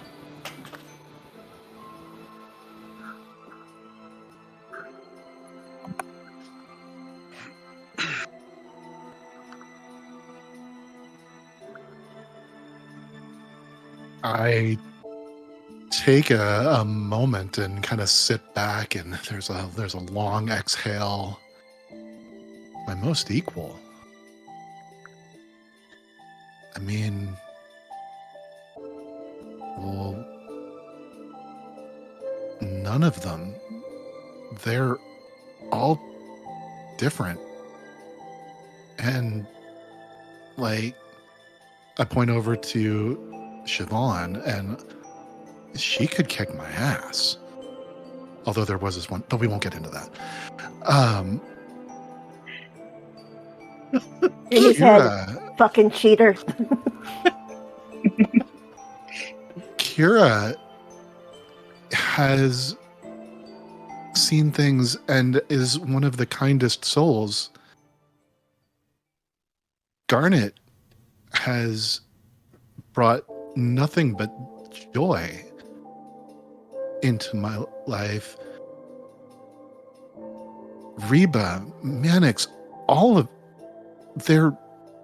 none are equal. They're all just different, but great. Looks over to Mannix most of the time. Right back to you. Then you will go together. The 6 of you. That was the correct answer. Oh, great. You've learned not only the respect and importance of your own abilities, but to recognize the strengths that others hold. And that if someone holds a strength that perhaps you lack, it makes you nothing lesser. It just makes you different. There is a beauty in our differences. It is what this entire collective was founded on. Yes, we all share the similar connection to the land, to nature, plants and animals alike. We respect the cycle of life and death above all else. But no two citizens are the same. We all have different strengths and weaknesses and hopes and fears and dreams and wants. And that's what makes us all matter. We are a collective, but we are all individuals. You are one of us. You were not born here, but you are one of us, and you exemplify all of our ideals in the purest way.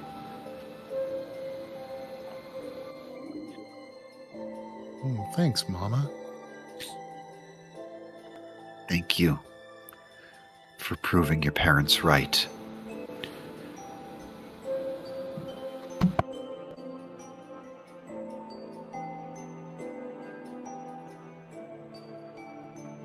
You know, speaking of parents, I look over to Kira. This man has become a brother to me as we've traveled together a bit. Sister. Brother, sister, is,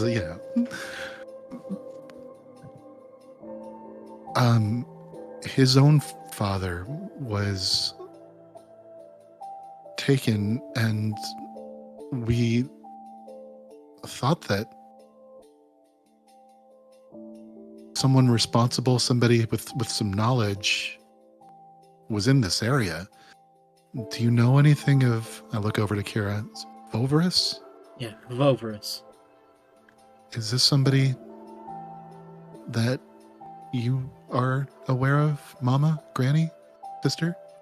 Sister. You watch as Marlene will think to herself for a moment, and she turns to confer with the other two members of the coven. You watch the three of them link hands, and you watch as their eyes briefly flash blinding white with light, and then they turn jet black, almost hollow. Like if you looked into their eye sockets, you would be staring into a void of infinity. And you see sort of like this sphere of energy begin to crackle and radiate in between all three of them as their hands are linked. Do any of you speak Druidic?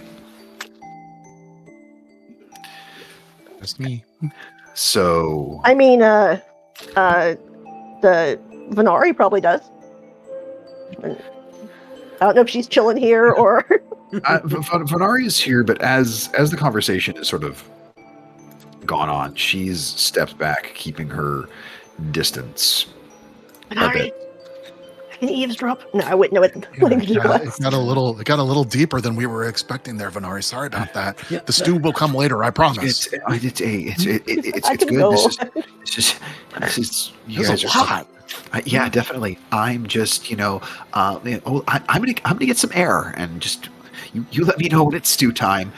And Pohaku, you're able to hear just some of their chanting and their we call upon the land, we call upon the life,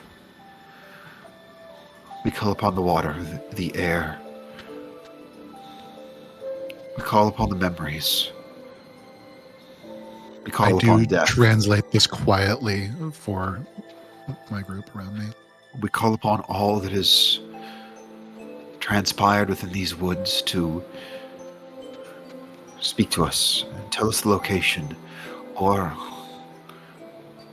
last known whereabouts of this individual, Volvrus, if this name has been spoken amongst these trees, near these waters, if they have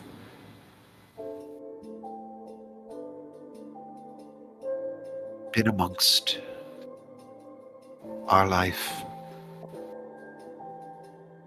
let us gaze to where they may be. You'll watch as this dark sphere in the center of the three of them, where it rises up, and as it's rising, you can see it begins to rotate faster and faster, and as it speeds up in rotating, it begins to get brighter and brighter, and it's almost instantly too bright to look at until it becomes like a spherical drop of water, almost like a crystal ball, and through it you can see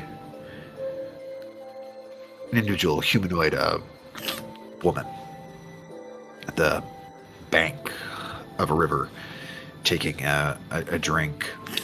And as the image comes closer to her, getting an actual good look at the face, you, Kira, notice as she's drinking these two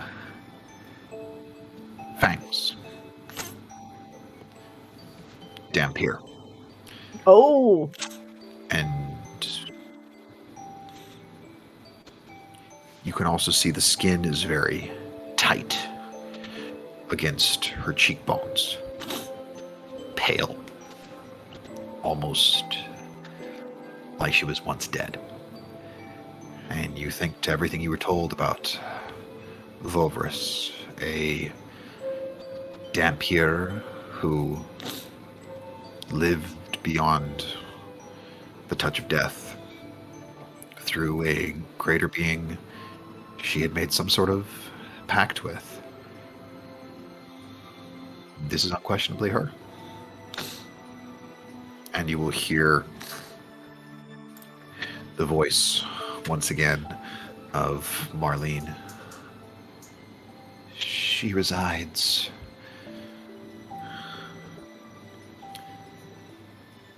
four hours northwest, near the river. She has lived there for some time, taking only what she needs, surviving. Occasional visitation from, and you watch as she reaches out, rotating her hand towards it. You'll watch as the sphere spins, and you watch everything in it moving backwards at a rapid pace, like a video being played in extreme reverse. And then you will watch it's nighttime. She's near the river, and you can't hear any sounds coming out of it, but you watch as her head darts up, and you've seen how an animal or a person reacts when they hear a sound. And you can see her head dart in her direction.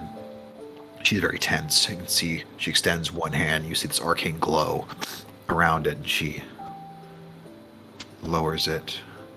And you see another image come into frame.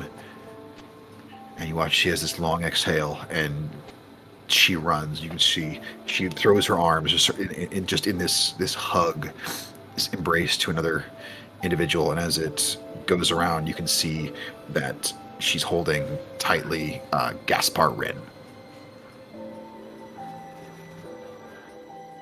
huh. And the image will slowly start to fade out, and the sphere drops, and all of them, their eyes come back to normal. Exhale. That is what we are able to see. She has allies here in the wood, but her main residence is not far from here.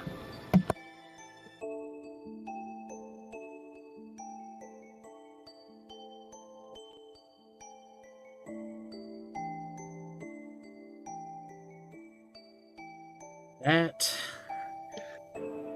Mm-hmm. I mean, that matches up. That matches up with what he told us, does it not? Yes and no. You didn't tell No. us they were that close.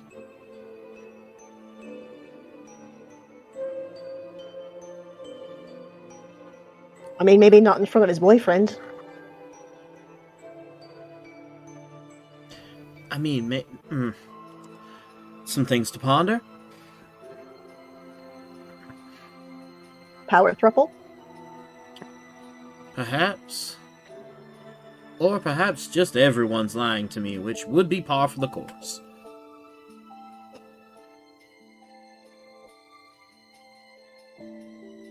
But let's not dwell on that. Pohaku, we're home. You're home. We should be celebrating. We should have a good time. We can look into these things later. Absolutely. I turned to the coven. The cavern, you said it was meant for me. Do I need to go right away? Please no. It. You can wait until the morrow, or even the day after. Not too long. And definitely before you head out again for whatever your needs are. And the youngest of the coven, Crystal, will turn to you, Kira. This one you were looking for, do you need to know how to get to her, or do we need her brought here? And you will see Marlene just kind of cuts her this look at the notion brought to here. I'm just saying it's not outside our capabilities, and I don't know what they need. I'm just being helpful. Either would be helpful, but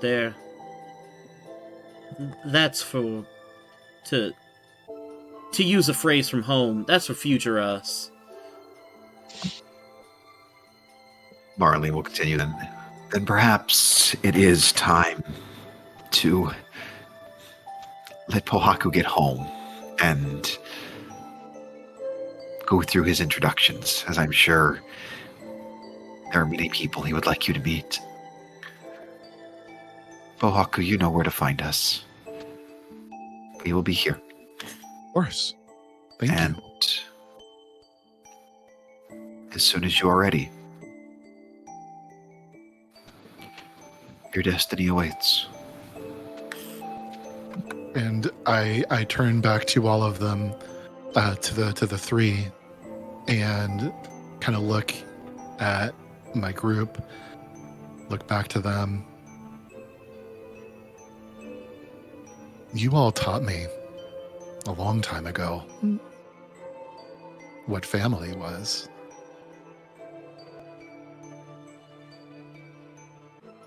Thank you for this.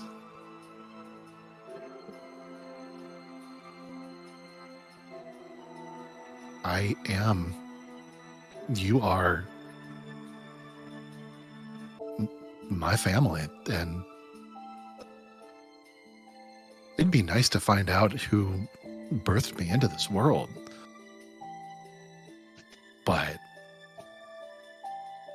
the love and everything that I've learned here, that hasn't changed at all.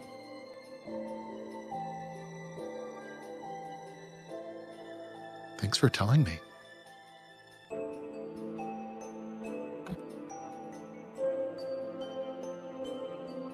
It was time for you to know. And we, and your family even more so, are so proud of the man you've become. I'm pretty good. And I will quickly go into my backpack and pull out the championship belt and just put it on. There was some crazy shit out there. Oh, when things are settled, you should tell them about the pig race. About the what? The pig chase. The pig chase. Definitely we'll tell that story.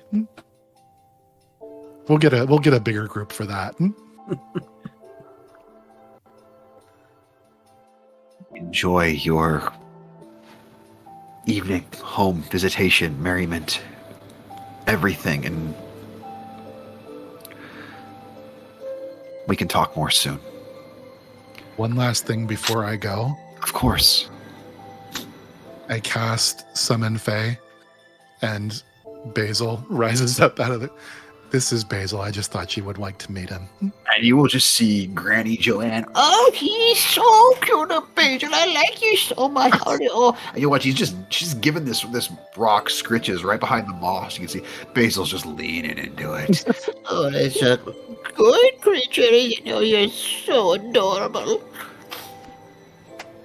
I just thought you guys would like to meet him.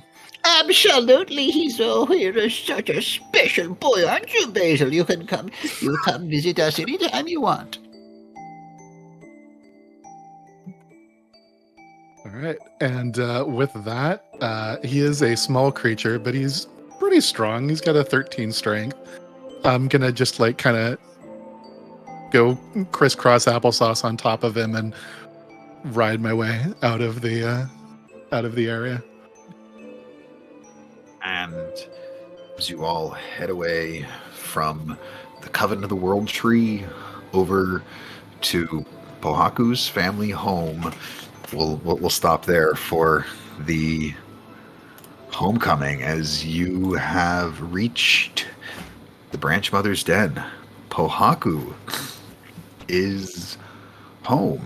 You guys will have a bit of downtime here also if you want as part of this. If there's anything you want to do for downtime before you keep traveling, let me know how long you want to stay here and do shit. But yeah, Training montage. Training. There could definitely be training montage. Okay, I can use a training montage.